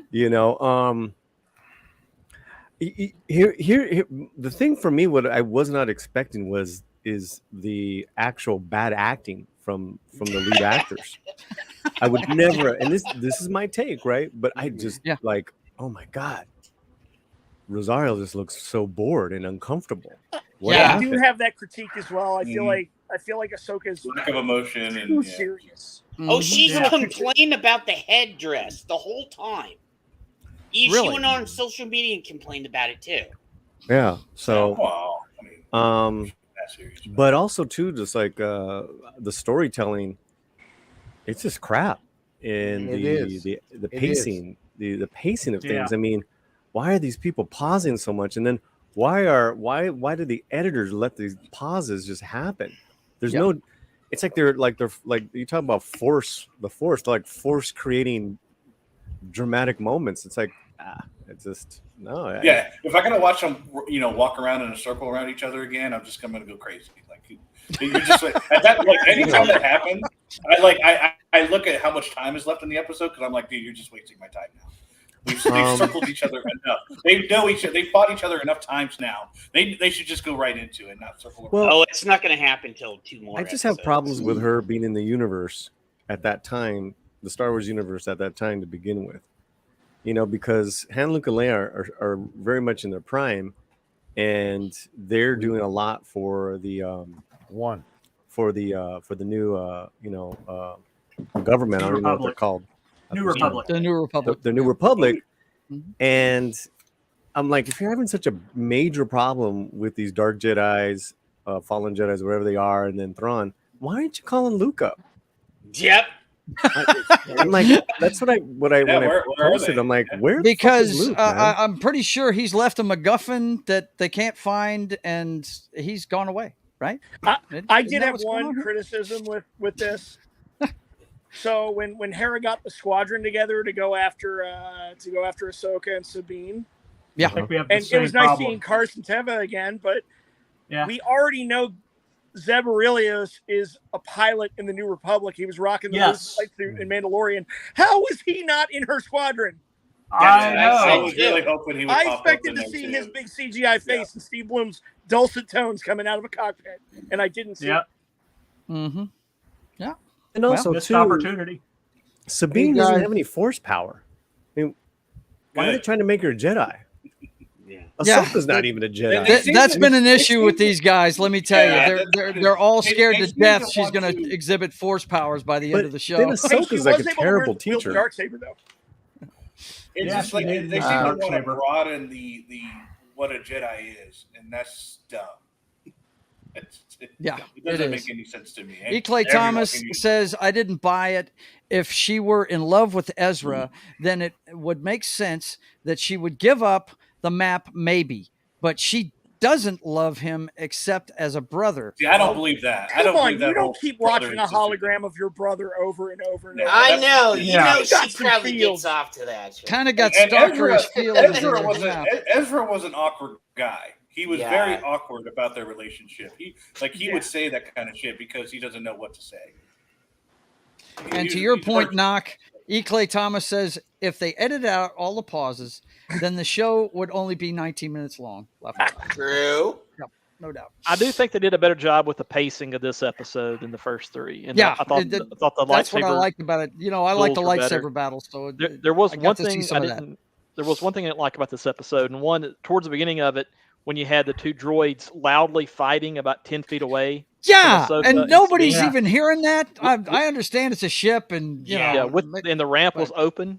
Like they were literally for 10 feet away with the ramp open, and they fight for several minutes, and they don't hear them. That was the one thing where I was like, yeah, it's not really. So where do the plausible. droids go to school to learn martial arts? By the way, Rock'em Sock'em Robot Academy. Well, he's actually several thousand years old. So yeah, he is. Probably picked up. Yeah, wasn't Hu Yang the freaking lightsaber master for like the old Republic? Right. I guess the frustrating thing is there are good I'm pretty actors sure in that this show. Tenet bot has seen some shit. What did you say, Matt? I'm sorry. There are good actors, like Rosario Dawson's a good actor, Mary Elizabeth Winstead's a good actor, but it's just like they're, I don't know, it's like they're on the sedative or something. The only one that even shows me anything is the guy that's gone now. The guy that every time I watch him on screen, I get more and more depressed that he's gone because I love the guy, man. I think he's awesome. Yeah. If he's actually, invested, and even though he doesn't have like a lot of lines and some of the dialogue's kind of lame, it's like, man, he's so rooted. You believe him. When he says, we've heard a lot. Everyone knew about Anakin. Only some knew about what he became afterwards. I mean, the way he delivered that line was fantastic. Yeah. But this show's called Ahsoka. I mean, like, what is? Nah, man, this show's lame. I'm sorry. Yeah. It's cool, man. It's cool. The Fellowship of Ezra. The Fellowship of Ezra. E. Clay Thomas says Dr. Hu Yang is badass. Well, someone that had a lot of energy in this episode was that psycho little murder bot, Chopper. Yeah, we actually saw him beat Bob awesome. Bop there for I a need second. to see more of him. He's so I love the character concept for Chopper. They're like, picture R2-D2. Now imagine he's an asshole. Dude, I love Chopper. Look, the first episode, I was going to gripe about this thing where he like spun his arms and then threw that tracking device. But once these guys explained to me that he's actually a character that like kills people and shit. In the, like in the show, in the stories, I was like, wow, okay. That droid just cussed me out, didn't he? Yeah. Chopper is the only character in the show that is himself. Yeah. Literally. Yeah. Really? What's Okay. up with himself. What was up with what's his name? Marok? Yeah. Did you see the green smoke that came out? Yeah, it's like a green fart. I know. I was like, he was a creation of the Night Sister. Yeah, but Something it was you about the wouldn't know Night Sisters, though, Polly. If you didn't play the games or watch the shows, you wouldn't know that. But yeah. Yeah, that's, he was a creation of Night Sister. Trust me, Paulie. I was like, what the hell is this? Well, were you happy with that? I liked it a lot better than him being Ezra or Merrick. Okay. So, Yeah. Yeah, I'll take that. I'll take that one. Yeah, I'll chalk that one up. Yeah, they were all worried that it was going to be Star Killer or Ezra. There was even you one. I know? was afraid afraid of of the theory out there that he boss. was That's a deep Snoke. cut. Like Yeah. that was even a thing. Dude, that I was like, Smoke. What? Snoke? What? No, no. My theory was he was the 8th brother. The 8th brother. Oh, I could have seen a leftover brother, just Yeah. one that hasn't been killed yet. That's all. Yeah, I'm still saying. She just scratched him on the open, and homeboy just but, paused, like you a know, gizzard was melting or something. Yeah, It was like the Wicked Witch or something. I was impales like, homegirl. that pause could have been a lot shorter. Right? So what do you guys think of all the most about that episode was why does everything have to have a fucking timer? Yeah, everything in Star Wars has to have this monumental timer. When it had the clock where she was trying to do the map and it gives them the coordinates, and it's just got to go into some kind of clock, and it's like we have to do this within 10 minutes. Yep. It's like there's a time frame here that gives them time to or something has to lock into place. Yeah. Like nothing's ever What were you gonna ask there, Polly? What's up? I don't know, man. There's just so many things in it just don't work. Yeah. And again, like I wouldn't care. I'm the type of guy that can really look over plot holes if performances are charming, the actors are good, like I'm not being insulted. Right. I don't care about these lead characters. That's the whole problem. I just don't care. Yeah. And you guys are talking about, oh, that droid was cool and that lightsaber was cool. Like, yeah, it was cool, but I mean, we've seen a lot of cool stuff before like that from Star Wars. I mean, I don't know, man. That was really bad. The only thing that had gravitas was a little bit of the saber fight. The one part that has gravitas was when he was convincing Sabine. Yes. I love that part. That was the awesome. only good part. Mm-hmm. Yep. When you have multiple actors that seem to be not giving great performances, I think you have to look at the director. And with Filoni, I mean, he may not be directing every episode, but he's heavily involved in them all. He wrote this. Yeah. He wrote it. Mm-hmm. And I think what would benefit him before they let him do a feature film for Star Wars is go direct something non-Star Wars, because everything he's done for the past 15 years, pretty much, is Star Wars. Go give him something else smaller, let him become a better director, then have him do, the movie that's supposed to tie this whole era together. Right. That would be my advice. I've always been the kind of guy that thinks that Jon Favreau should be running the show there, but that's just me. Yeah. I think he's got the proof is in the pudding. The best stuff they put on television so far, and it's not a high bar, has been The Mandalorian. That's the best show they've had, and that's really a lot of jangling keys. Which one? Mandalorian. The one that Jon Favreau started off. Now, I don't think he's running it anymore. He did the first season of it though, and I enjoyed that. But I think he should be running things there. But I'm sorry. Go ahead, Paul. I was thinking about that too, because I'm almost like, well, when Ahsoka appeared in the Mando, that was excellent. That was a great episode. I think a lot of us could agree on. Do a part 2 where it's this. But it's like, an hour. You don't need the series. You just need like literally an hour show. I mean, we are still waiting maybe for Thrawn to show up. I mean, we're waiting for you to put the hyperdrive, super ring Stargate thing together. Yeah. Paulie, he's not going to show up into that last episode. Yep. Well, it's going to be, we'll see him next episode at the end. One of the stupidest things I thought was when this squadron shows up, they didn't start blasting that thing right away. I was wondering why in the hell weren't they just firing away at this thing when they showed up? It's not like they didn't know where they were going or what they were going up against, Yeah. Because it's like in episode 3. You had you had Shin and then the Marak guy or whatever his name, the Green Mist guy as we now know him. You had the two of them not aiming at Ahsoka's ship that was stationary, but aiming at Ahsoka. Now that was dumb. Yeah, there's another dumb thing. Yeah, I guess when we get spaceborne idiocy, the IQs drop. I guess when we get in spaceships now. I guess I don't know. And I still think Andor is the best Star Wars. Yeah, I was going to give a shout out to Andor. Andor's amazing. Yeah, I'm still going to pick Mandalorian over Andor. Andor. I think it took me 5 episodes to get into Andor, and that was just I was literally that one was slow going, but I did like Andor. But I still think I still stick with the fact that the best thing they've done is Rogue One. That's the best movie they've made, and it's been all downhill since that show. But anyway, any final thoughts about this episode? We know Paulie is not enjoying this show. I definitely think it was the best of the four so far. I think it's the best show they've gotten, but it's still it's a low bar. The bar is low. Did you see what E. Clay posted? No, let's see what he's saying here. Do you think they will rip off Indiana Jones and have the map burned into her hand so that she can follow them? Nah. Oh my God! I can see it though. Well, you know what? They could probably do that. They are showing the next episode in select theaters, so it may be a big episode, especially with possibly with Thrawn. Really? They're showing them in theaters? Yeah, they are. Theaters. They've been doing it. Really? Man, that's going to be such an awesome 20 minutes. It's going to be great. I know, right? Now, Joe, I got something to ask Paulie. Go ahead. Ask him. He's right there. All right. Hey, is it Star Wars related? Is it Star Wars related? Yes, it is. Go. Hey, what's up, man? Hey, it's good. All right. I got a question for you. You're a minority in your country, right? No.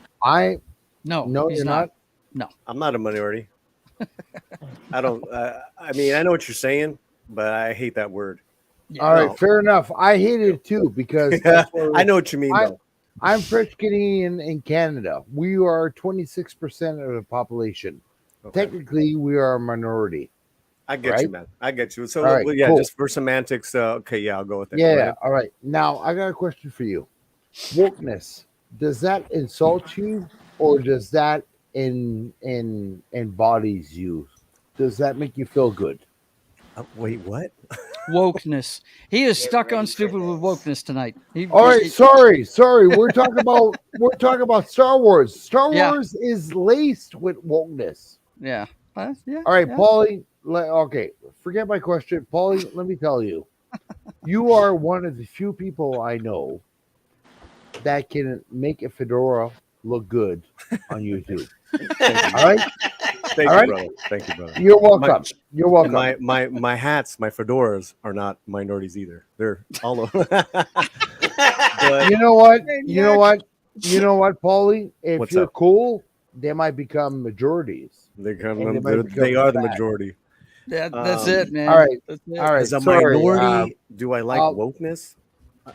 What was the question? No, but wokeness. That's what he was asking. My question is, they always use minorities, right? Like, for example, with that show that was it Aquaman? But anyway, Aquaman. Is that what you said? Aquaman. Anyway, I withdraw my question. He's withdrawing his question. Let me step in for you. I think what he's trying to get is, what do you think about the level of wokeness in today's entertainment? Yeah. Do you like it or do you not like it? Do you notice it? Well, okay. Well, I mean, for like as far as entertainment. Yeah. Just general shows. The amount. Do you see it in shows or not? Where did Homeboy go? Oh, he's listening. Don't worry. He probably dropped something or something. He's had a couple of paps, or what is it? Old Milwaukee's into tonight. Milwaukee. He's a good friend of ours, though. He's a good guy. Yeah, that's fine. Yeah, I mean, you guys know how I feel about all that stuff. Yeah. I take anything to task that is kind of obviously pandering, or a souveniristic. That doesn't take the time if you're going to use a stereotype, which I'm all for stereotypes. We have stereotypes from all different ethnicities. You know what you're doing, and they don't. Or if there's just the biggest problem is the gatekeeping, and that is the biggest problem for really creative people to be doing anything good. Yeah. is constant gatekeeping. There's that great interview that David Ayer did, where he talks about that, man. His interview is solid. I couldn't get enough. I don't know if you guys can check that out. It's a 2-hour interview he did on The Real Ones with Joe Bernthal. Okay. Great conversation. But I also think it also, for me, just also like case by case too. It's like, all right, what are you gonna do? All right, let me check it out. Mm-hmm. Well, most of it doesn't work, obviously. Sometimes it does. Mm-hmm. Sometimes. Well, for instance, first of all, let me tell you, Christian was saying exactly what you just said earlier in the show. It took him a little longer, but it took him a little longer to say what you said, but he agrees with you that pandering is something that he can't stand. You know, it sucks. But for instance, and those of you that aren't YouTubing a lot, like Knock and may not know this, but Paulie did an event that I really, if I had the bread to do, I would definitely do it too. He did an event where he bought out an entire theater for Blue Beetle there in Los Angeles. And he didn't care if you were going to enjoy the movie or not. We're just going to get together and have a good fucking time, you know? Right. And Shoot, I wish I'd known about that. It sounded like a great thing. The director showed up at it. That was wild. The director of Blue Beetle. So, and you know, yeah, that's a great thing, man. I thought that was one of the baddest things I've ever seen on YouTube. I thought it was great, man. That was actually fantastic. didn't hate the movie. I'm looking forward to I hate seeing it. the It's just it's not high on my radar because I don't know the character. My extent of knowing that character is from a video game called Injustice 2. That's all I know. Yep, there's Blue Beetle right there. Go ahead, Knock. What were you saying? My question for Polly is: did the workers there ever come up to you with a flashlight and say, "Hey, let me see your ticket"? What are you doing here? You know, just kind of. Did the workers ever come? You know, the theater workers, they come up to you in the theater, like you have your ticket. Yeah, right. You're like the only one in the theater. No, you know, they rolled out the red carpet with their treatment with us. They were fantastic. AMC Theater in Burbank. It's like 100-seater, and we bought the theater out. We got community organizations, groups, and kids to come. It was beautiful. And then I got a couple of more extra sponsors, and we paid for everyone's pop and popcorn. Yeah. And you know, and Go ahead. I just want to say that was really awesome. You did that all for the kids. Yeah, because I'm sure the kids appreciated that a lot. The problem with me and Joe, if we did that, we'd be playing Madden. So I mean, no shit. We'd have to have a Madden tournament there. So. No, and you know, honestly, I've seen it several times with different crowds. Man, the crowds that I went with, they loved the film. I mean, they were laughing and clapping, and that's fine, man. Now I got a bias for it. I think it's How could you not? I mean, shit. Yeah, man. I'm a big Sholo fan. That's like me with the film Belfast, man. I'm Irish. I dug it. I thought it was great. Well, I'm a big Kenneth Branagh fan. Me too. I was talking about it earlier in the show. I know. I was listening. That's why I was like, "Hey, let me try to get on the show." Mm-hmm. Well, Kenneth Branagh came to LA in the '80s with his theater company. And I was in a high school theater company, and we went to go see them live when they were doing Shakespeare. I mean, so I've been in on Kenneth since then. Yeah. Yeah. We got tickets for The Haunting in Venice for next week. Oh, good deal. Oh, dude, yeah. We were talking about that earlier. I want to see that. Yeah. But I need to see the whole series. I haven't seen Murder on the Orient Express or Murder on the Nile. I haven't seen either one of them yet. Man, I'll watch it. I don't get to see everything I want to see, buddy. I'm doing artwork half the time. So, hey, man, I get it. And now it's football season.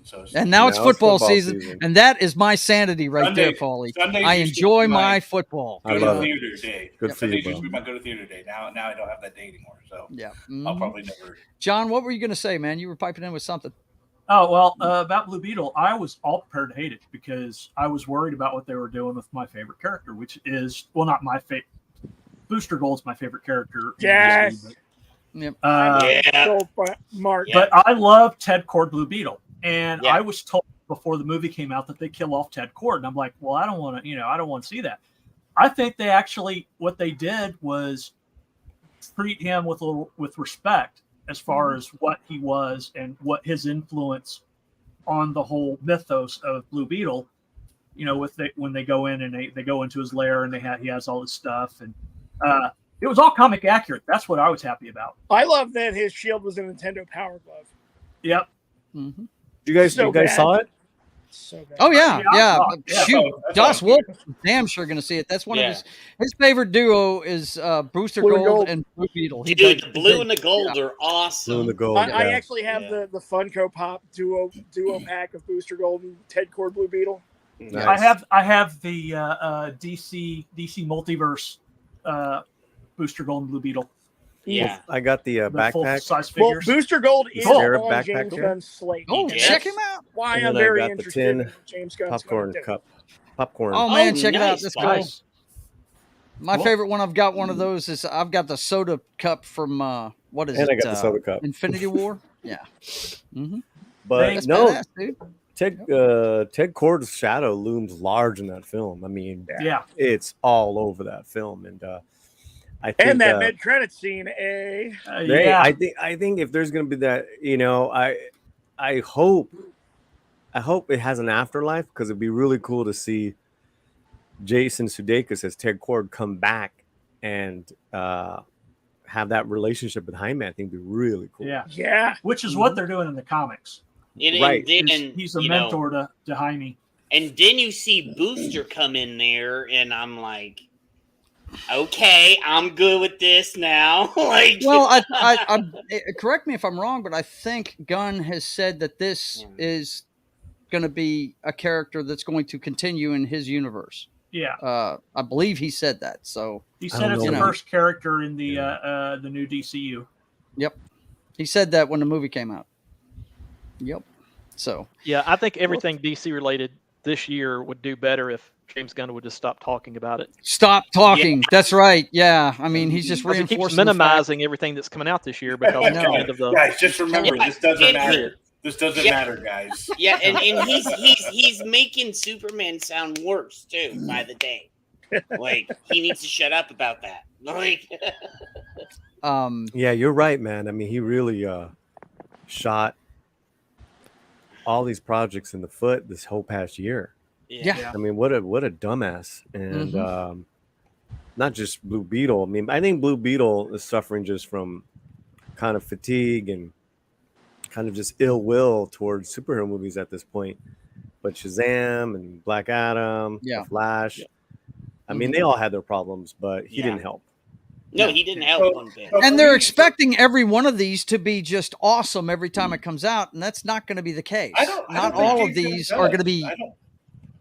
What is it? Not does, but I don't think James Gunn cares about these movies.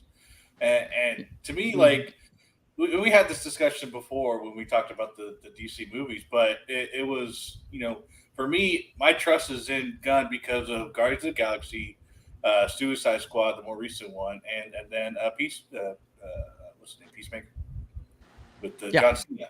So and these movies right here, like, he had no real control over these movies. He's like, okay, they exist. They're already in production. They've already been produced, and they're already going to come out.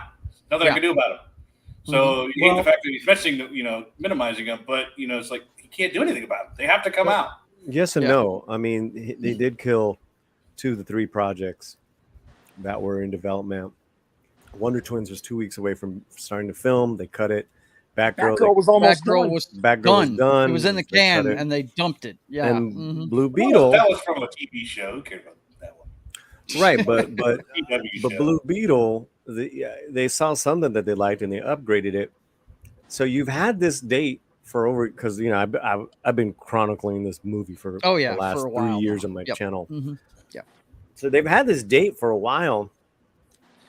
Man, I think the shit with the Flash and Ezra Miller, and then with the strike, just really, really screwed Blue Beetle, because I know they wanted Xolo to be out there on the red carpet promoting this film everywhere, because he's so likable. And he's such a nice yeah, guy. yeah, and the strike is why they couldn't promote it, right? And Man, it's just, yeah, I mean, he's not going to and cross the picket line. they weren't the only ones that got shot down because of it. Yep. Mission Impossible got nuked because of that shit too. Yep. I mean, Yep. you know, And they tried to move it up as early as they could. they did. He be did able to everything he market could to move some. that thing up, and just didn't work out for him. And here's another thing, guys. These movies are still making money.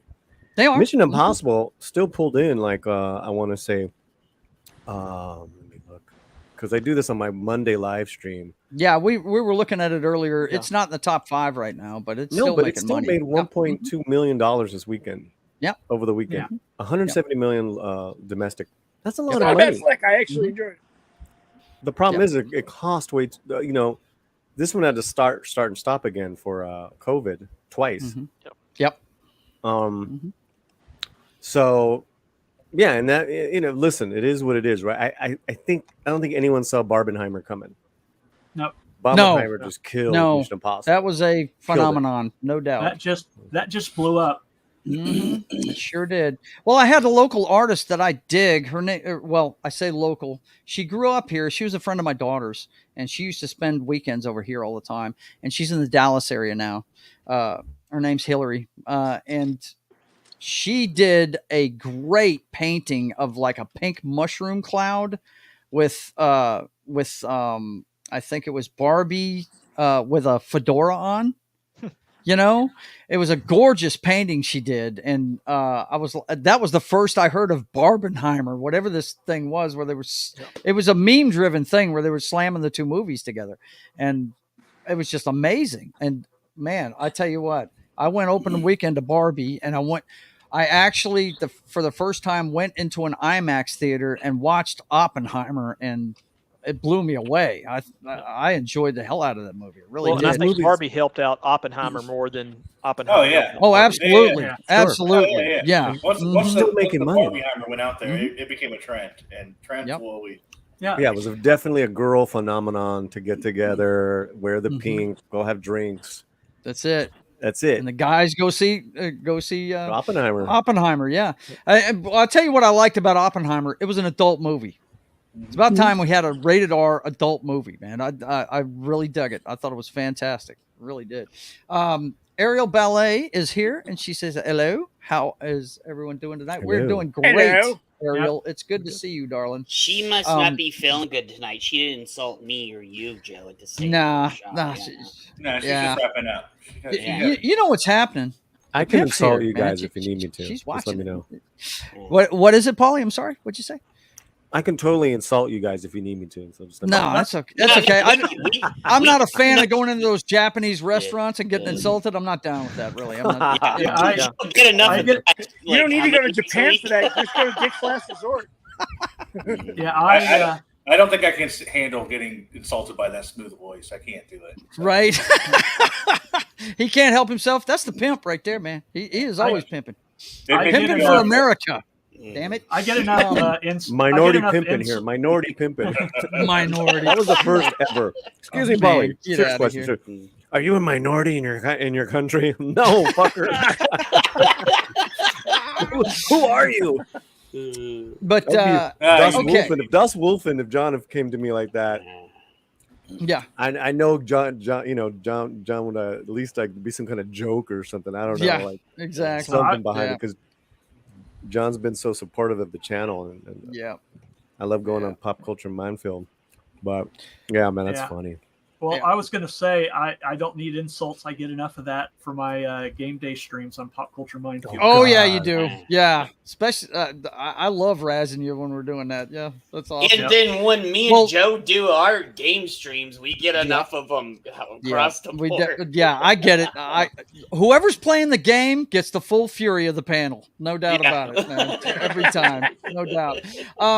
That's a good segue too, because our last subject tonight, and it looks like we're getting to it. With 15 Knock, minutes you're to go. gonna get to see it today. No. We're not doing the top 100 IGN. I don't know if we have enough time for the show. The game that everybody's playing. We'll at least start talking about it this week. I am not playing it. Starfield. I can't play it either. Jed can't do it yet, but those with early access are playing it. And look, John on cue has his character ready to go to show off. What's up? I hope Christian's still watching because that's his trucker type character right there. Yep. Yeah, I made for my personal Bob. playthrough. I made a long haul trucker. There For my you guy. go, man. He's an old guy. What is this? Figured, this is a game Starfield. called Starfield, buddy. It's This is the whole thing. Yes. Oh. Everybody's playing this on YouTube now.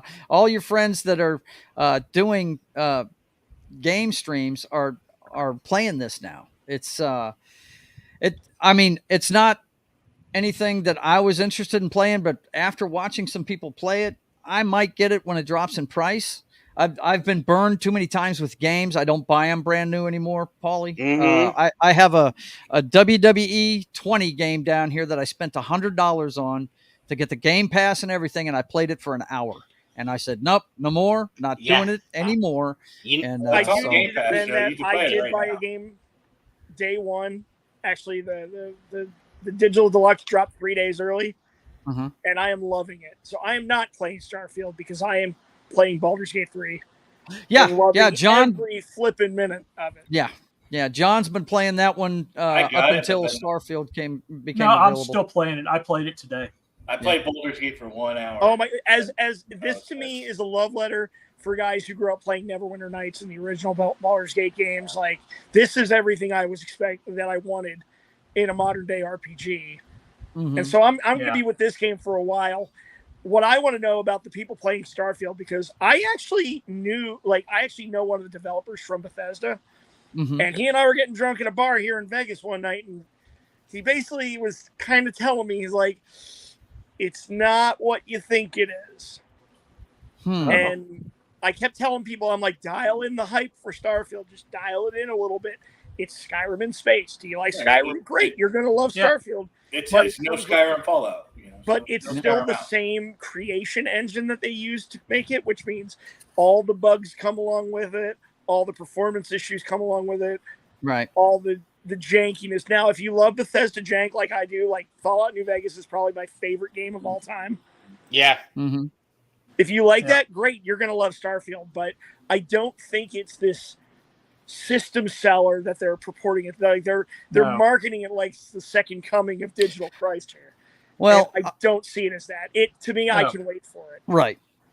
And I didn't think that about it either. But we do have two guys that are playing it currently, and I think Knock started it first. Tell me what your experience has been with it, and tell me what you think of it. I'm about like 10 or so hours in so far. I would say I've done some missions. I've done just running around for like 2 hours scanning rocks and.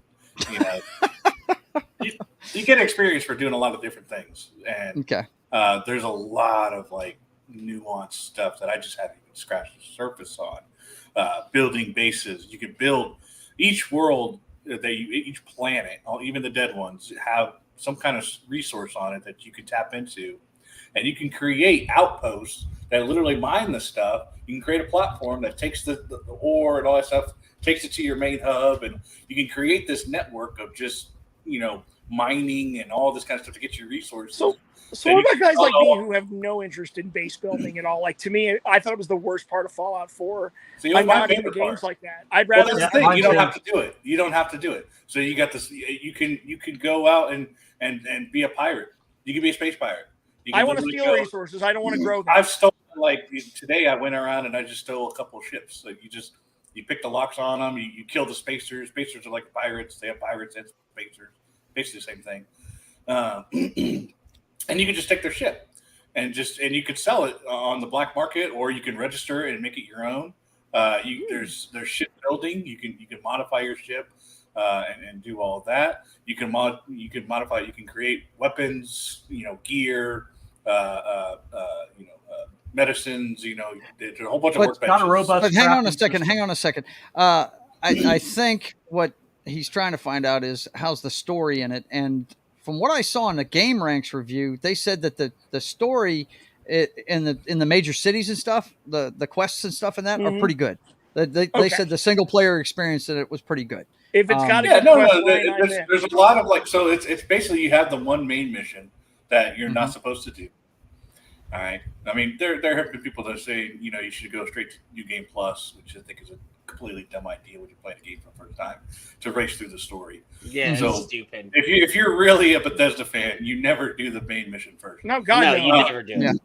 I got to side quest first. They have like faction missions, and they just go off in all kinds of tangents and taking you to different planets to find something and finding the secret of why this creature, this specific creature that's very dangerous returned, or you know, going after this one faction. I've infiltrated a pirate faction, you know, from the inside. You know, so that sounds like fun. Anytime I hear the word pirate, it says, "Hey, what's up?" So you're trying to break them up inside and stuff like that. So there's a bunch of different missions that you can do for faction. You can join pretty much every faction in the game. Yep. Yeah, I'm all about killing people and taking their stuff. Well, then no wonder you love Dungeons and Dragons, bro. No wonder. Actually, my Baldur's Gate character, I am playing a dwarven bard with a charlatan background. I could convince you were a potted plant and you'd ask me to water you 3 times a day.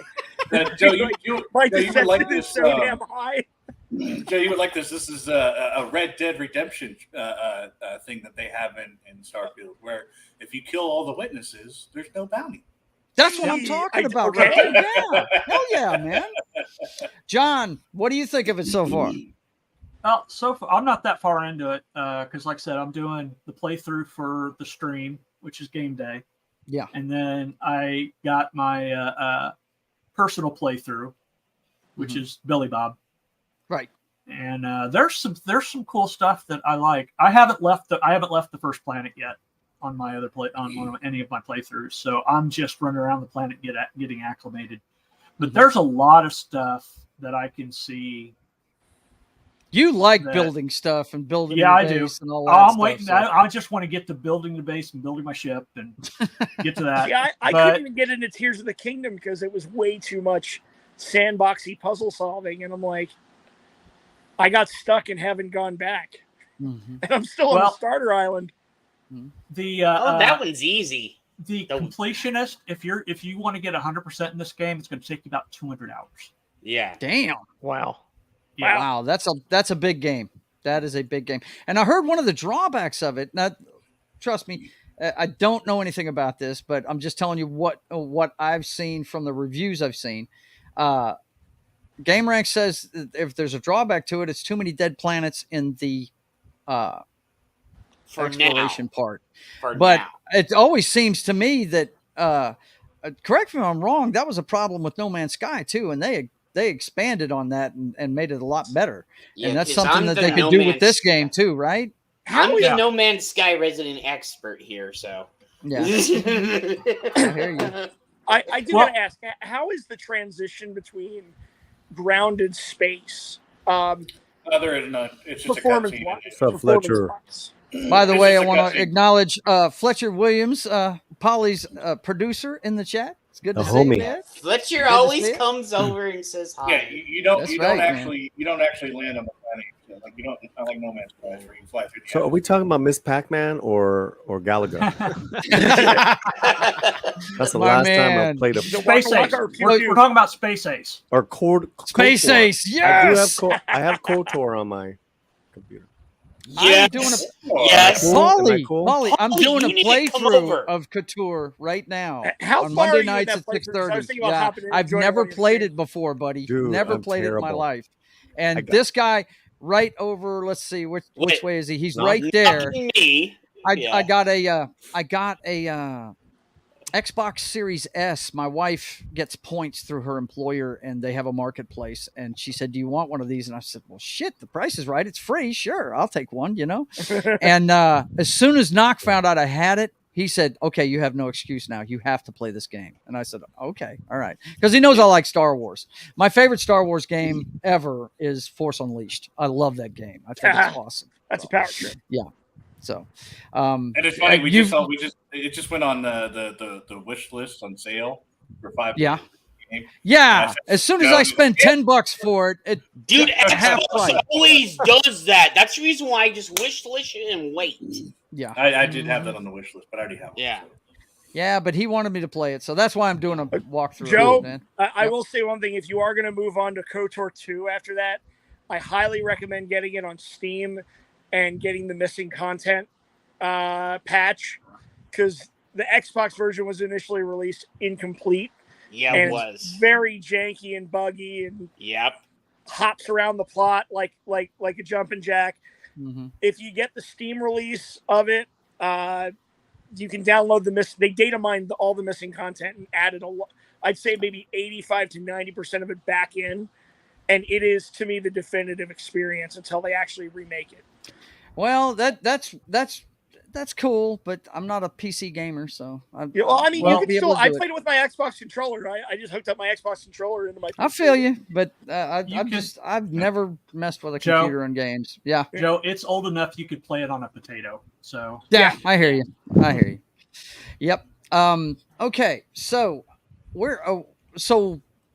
do you see any room for improvement on this game? Oh, Are you liking it the way it is, or that's literally every game in existence now. Yeah, but you know what? The thing that's going to save the game is the perfect modders. On day one. Say it ain't so. Right. No. What'd you say, Jed? What'd you say? I said the thing that's going to save the game is the modders.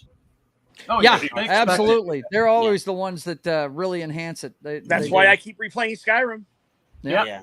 Modders are the only reason Skyrim's still. Oh yeah, and you know, and it gets ported to every new thing. Yeah. Low Spec says it's old enough. It plays fine on my old Pentium laptop. Wow, dude. Yeah. Okay. Yeah. It doesn't take up much memory then. All right, guys. Well, we're getting close to the end of the show here. He's got to go eat his steak. That's right. Did you have questions about satanic Hispanics? Yeah, we can hit on that reil fast before we get out of here. What is the story on that movie right there? Do you know anything about it, Paulie? Which one? Satanic Hispanic. Yeah, that one. Yeah. Okay, tell us about that. Satanic Hispanics. That's the name of it, right? Satanic Hispanics. Yeah, we had it on our list for the month.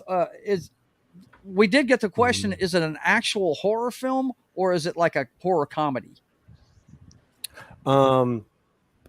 Really quickly on the KOTOR ending, maybe I can get Knock and we could do a stream together. You can tutor me because I'm awful. Yeah, you can get me and Knock to come over. I will do any Star Wars. Yeah, let's do it. You can ask, like, hey, show up at this time and we'll do Star Wars. Like, yeah. Ask for me and Knock, we'll come over, bro. Yeah. So, because I'm what do you know about this movie, Paulie? We should do like just an all Star Wars stream one of these days. Like, dude, you know how many times we do that on this channel, man? Yeah. Come on. But I mean, like, I promise you, once Ahsoka's done, we're gonna do a break by break episode, just like we did Andor. It's gonna happen. I'm in on that. You let me know when that is. No problem. But real quick, Paulie, before we get out of here, I always do 2 hours and I'm done on Wednesday. Okay, let's see. I sent you a link. This is their like where it's playing theater wise. Okay. But what it is, it's an anthology. So it's 5 different stories from 5 different directors who happen to be Latino from all over Latin America, Argentina, New York, Puerto Rico, Mexico, and it's everything from like a comedic vampire who's a loser, which I love, to a Tarantino style type of episode, to a very violent and dark. This is like a Latino creep show. It's like a creep show, and then it has a through line of Pedro, the actor. Vote for Pedro. Get out of here! I recognized him. I knew it. So Efren Ramirez, he's the through line. He's being interrogated by these cops, which is excellent. It's so well done. And then I don't want to spoil it at the end, but they have a thing at the end, and he's the one telling the stories of all the stories. Wow. Yeah, it's so now cool, I'm dude. interested. It's the title of VHS where they have that framing story, and then you do all like the intercuts of all the the basically short films by different directors, but you still have this framing story around it, like with a beginning, middle, and end. Like I'm invested because I love horror's been doing a lot of these really good anthology movies in the past decade, like I said, VHS, Creepshow. VHS is great. There's another one. Was it the Mortuary the one Tales? that Art the Clown came from? With Clancy originally Brown? was All Hallows Eve. That was an anthology film. Unfortunately, the closest one playing to me is is 50 miles away in Washington D.C. Damn. I will never go into that city. Oh no, that's too far. Remember back in the day, you had place Tales from the Hood. Tales from the Hood. Yeah, Tales from the Hood. So yep, I remember that one. So these guys did it. I can't tell you how much the production budget was. I'm sworn to confidentiality. Because I actually saw the film last year. I was supposed to say that we noticed it was 2022, the date on it, but apparently it's getting a theatrical release in. It's getting on a the real 14th? theatrical release now. Okay, September 14th, and I guess it's not playing wide. It sounds like it's playing limited, but yeah, very limited. They didn't even show any in Virginia. It was Maryland. Okay, well then it sounds like it's a major cities then. Sorry, Virginia. We'll probably get it here in Vegas. I'll definitely check it out. But I'm sure it's going to be on VOD soon, and the couple of the directors, Mike Mendez and Gigi Guerrero, are really been promoting it. So looks like they're going to come on the show. Oh, good. And I've reviewed Gigi's other movie called Bingo Hell. That's on Amazon. It's cute, man. The thing is that with horror, man, there's so much you can do with so little money. Oh, there was that. Look, first of all, this month there are so many horror movies coming out. It's not even funny. Of course, we're right around the corner from Halloween, so that's expected. But they'll never stop making them because low budget, high yield. Roller coaster. And the thing is, if rides you're a true horror fan like me, you love the low budget. If it's too high budget, I'm like, this isn't horror. Then John wouldn't like it then. John doesn't like it. I'm a fan of rubber heads exploding and all of that. All right, let's get. Go ahead, sir. Yeah, you'll dig Bingo Hell. It's on Prime. It's part of the subscription. I think I've seen it. Okay, yeah, the lady who plays the Jaime's grandmother in Blue Beetle, she's the lead. Yeah, no, I think I did see it because I was telling my girl when we saw Blue Beetle, I was like, I think she was in a horror movie I watched last year. Well, Richard Blake is in it. Richard Blake is in it. Yeah. He's like a real famous horror character actor. Richard Brake, yeah. Richard Brake, sorry. Yeah. Anyways, so these guys, I saw Satanic Hispanics a year ago at a film festival here in LA. And I was like, man, I got to keep up with you guys, because they didn't have any distribution. They did it for peanuts. It's just great to see stuff like it is, man. Creative people succeed like this. Yeah, I love. I can't wait for you to get him on the show because I want to see him. Because the last guy I saw you talk to was the guy behind American Homeboy, and I was hoping that they would get a release here in our independent film theater. You remember that day you asked where to play it, and right. Yeah, and I put in specifically the theater. You were like, yeah, he gave you everything right there. Go talk to those folks. Yeah, he keeps adding to this other film called American Homeboy, which is probably the best doc of the year. It looked good, man. It looked really good. We saw it. That's one of the fortunate things of being in LA. You get to see, you get to see everything. Get to see everything get made. Yep. I do miss that for my LA days. But so Satanic Hispanics, it's really entertaining. If you like horror, there's something for everyone. It comes out September 14th. It is a fantastic. With all the garbage that Disney and Warner Brothers has been putting out, especially with their lame Latino representation of Snow White, that whole garbage debacle. I heard they are canceling the movie now, Paul. That'd be good. That'd be smart. Put it in a box and never let it out. Yeah. Yep. What are they canceling? Snow White. Snow White. The live action. I heard they're putting it in a box and putting it away because it got so much bad press. So they're sticking it with the Atari ET cartridges. Yeah. But fellas, my closing thought was that with all that garbage happening, it's actually been a great year for films that have Latino background in it. Stories, main characters. I don't mean like people in the background. I mean Yeah, I know what you're saying. Yeah, we done that shit. Latino backed films. Yeah, I in get the you. background right over there, you know. I mean, you got some great films coming the out. The biggest underdog film of the year was made by a Hispanic producer. You know, Sound of Freedom. The Sound of Freedom. Yep. Did you see Sound it? of Freedom was awesome. I have not seen it yet. No, I What? have not. I'm looking forward to it. I've seen it twice. I mean, Paulie, I don't get to see. I John, used to go to yeah. the movies all the time. I Yeah. don't get to do it anymore because I'm so busy with this, and I've got artwork, and Yeah. I just don't get to see as much as I want to. Yep. No, But, it's an incredible drama. Yeah, Incredible message. I believe me, that's one that I want to see. Mm-hmm. But you know, it also sounds like one that you've got to be in the right mindset to go see. Yeah, And, I was kind of hitting the gut because our buddy Chris Gore, you know, I go see movies with. He's like, "Come on, let's go see this one." I'm like, "All right." It was like Sound of Freedom. It's 4th of July. Okay, cool. Sounds like it's gonna be uplifting.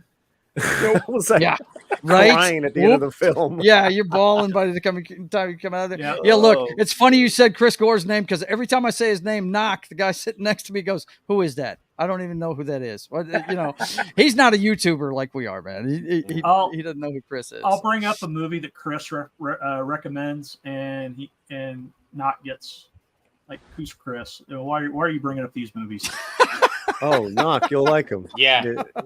Yeah. He's had a magazine called Film Threat since the 90s. Yeah, Film Threat is great. Yeah. And he's doing a lot of he does a lot of great stuff for independent film. If you watched G4 back in the day, bud, he was the film reviewer. He's too young. Look at that. He's a kid. Look at him.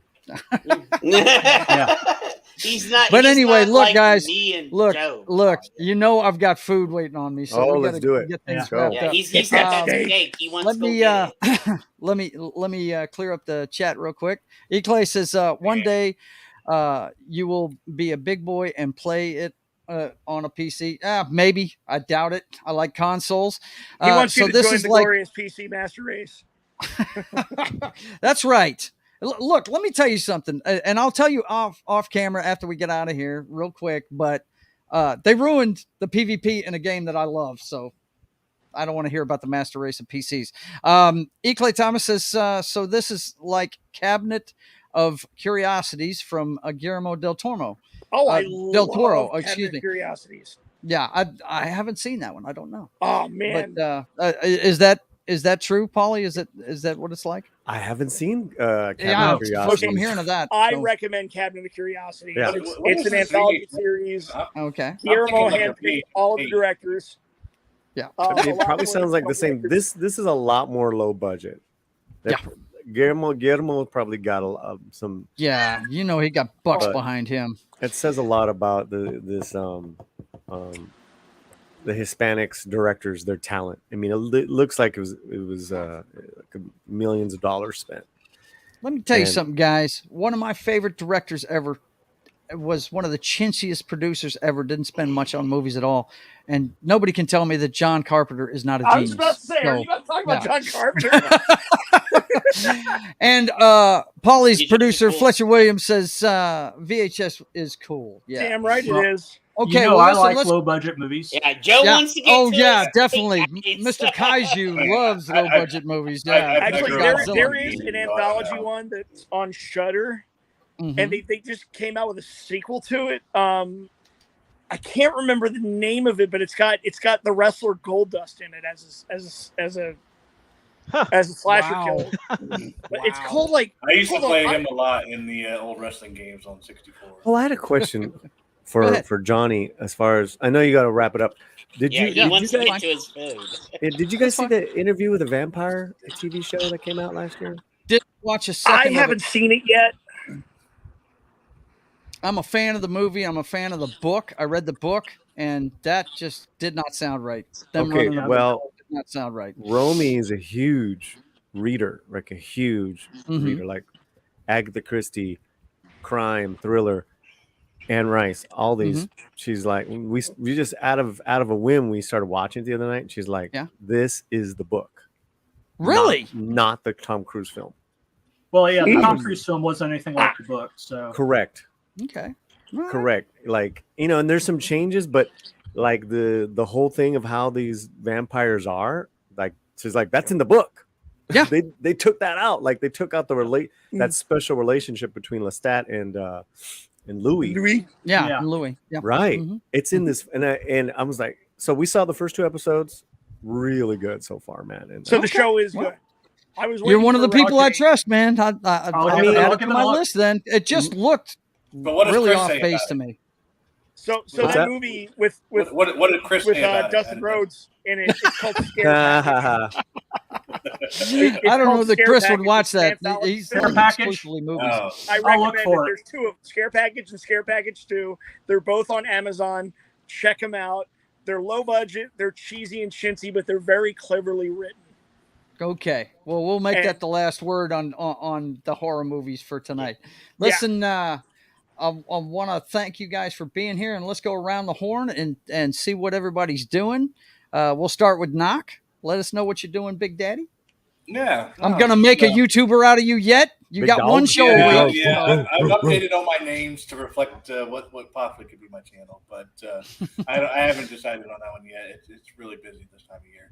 But we're going to do, we're still doing we just started our Sunday morning streams for the football season. So we'll be doing that again this Sunday and until the end of the season. And then, of course, we have our Monday night couture where we get to yell at Joe to follow simple directions. And, yeah, because he goes around in circles like an idiot. And then I usually show up for this one. So, as far as me making a channel, I don't know about that quite yet. Well, I'm gonna keep working on you and see if we can get you to do it, because it was funny. Paulie, Culture Casino come on here one time and he said, "Knock, I love your voice, dude. You need to keep it up." I was like, "Wow, okay." But anyway, John, Culture's let us. gay. Yeah, right. And he wears a weave, right? He has a wig. I pulled it off one time. So, John, let us know what's up, man. Well, you can find, obviously I'm here quite a bit. I show up on the game streams that Joe does. I show up obviously here every week, and I'll be occasionally on the football channel when I got some time. You can find me mostly on Pop Culture Minefield at 10 a.m. on the morning coffees. I'm usually on the panel. Wednesdays at 10 a.m. Is my official slot for game day, where this last Wednesday I was playing Starfield. But I spend 2 hours playing a game while Joe and some of the other Martin Anima. and Anima, and some of the other people will come in and troll me and make fun of me and every mistake I make, and so it's a lot of fun. So that's pretty much. I'm on that rock fan, that 70s rock fans channel on Monday nights. Yep. I don't know what we're doing this Monday at 4, but I'm sure it's something good. Yep. All right. Thanks, John. I appreciate you. Matt, tell them what's up, man. Yeah, well, you can catch me here every Wednesday at 5:30 p.m. Central, and the pregame party every Sunday morning at 10 a.m. Central. And then I've been also appearing on. There's a guy by the name of John Graber, channel name I think it's John Graber, the Space Jockey, and he talks a lot of Star Wars. So I've been popping on there a lot lately, and that's pretty much it. All right, cool, man. Thank you very much. Appreciate you being here, Matt. All right, Johnny, tell him what's up, man.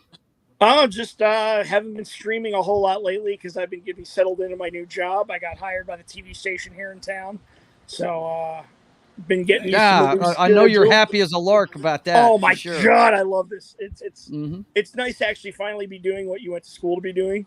Yep. Mm-hmm. So I'm actually using my college brain. Yep. But other than that, now that I'm kind of locked into my new schedule, I am going on vacation next week. But after I get back from vacation, I was looking at getting into more streaming shows. I wanted to talk to you about joining the football show. Okay. All right, for sure. Look, I'll talk to you and afterwards, man. Got to continue the rivalry. All right, hang on, Johnny, Kansas City or Detroit? Kansas City or Detroit? We know who your team is, buddy. Who's going to win opening night? Oh, we got to know.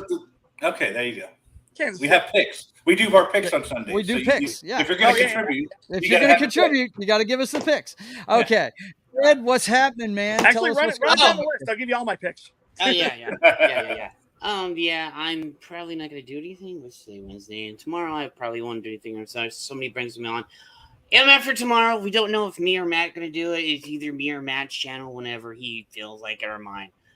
Saturday it's Wookiees. So yes, I need to go somewhere too. That's the reason why I did Speedy thing.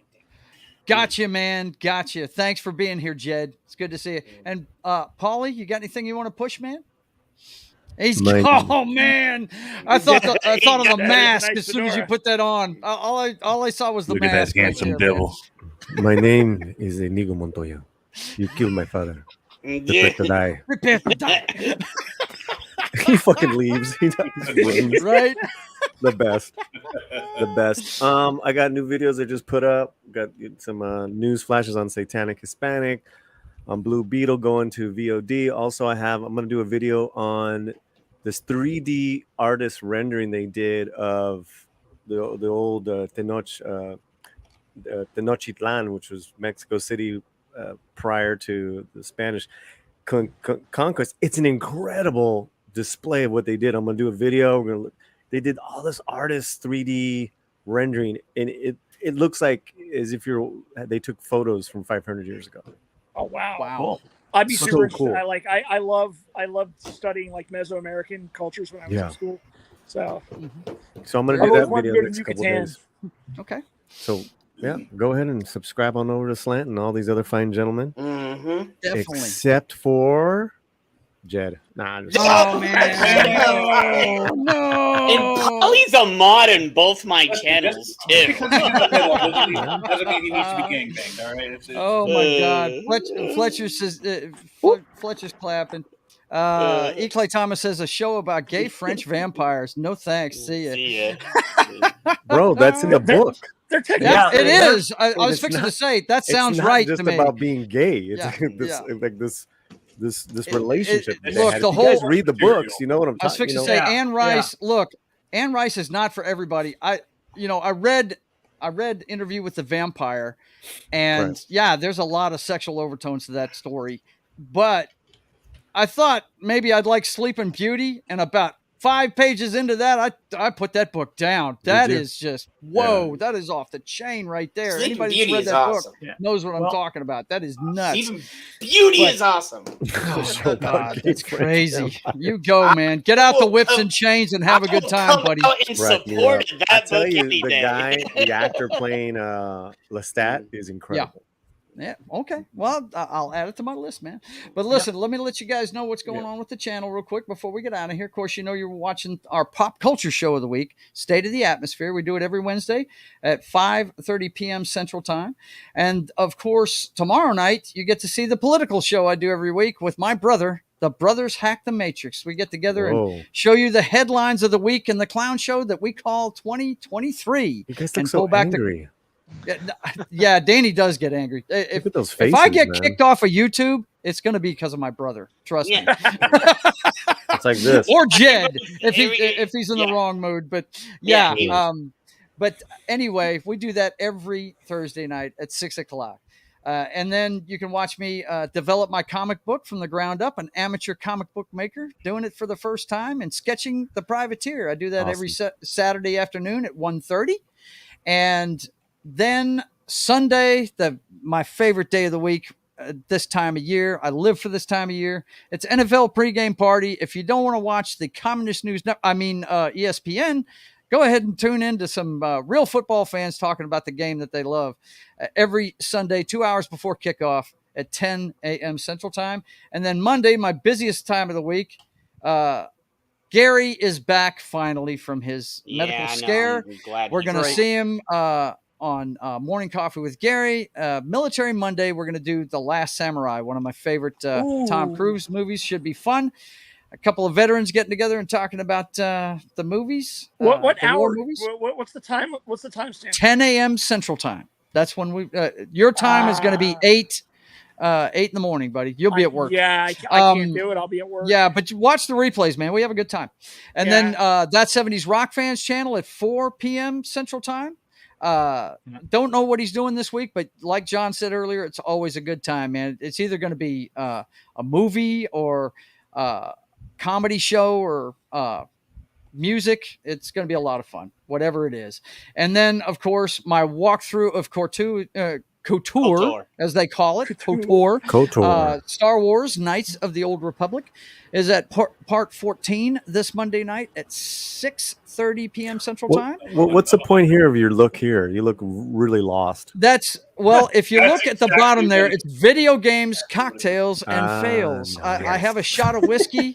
I suck down a brew while I'm playing, and I screw up a lot. And these guys, that's what's called a fail me cocktail. about it. Yeah, and Knock and Jed remind him of every fail. Oh every fail. Yeah, it's Poppy Joe Gamer After Dark at 6:30 p.m. Central Time on Monday, and then at its regular time on Tuesdays at 10 p.m. Central Time. I'm going to get back into my favorite video game, DC Universe Online. The Privateer and his band of bitches will be in there whooping some ass. So I want to thank all of you guys for being here.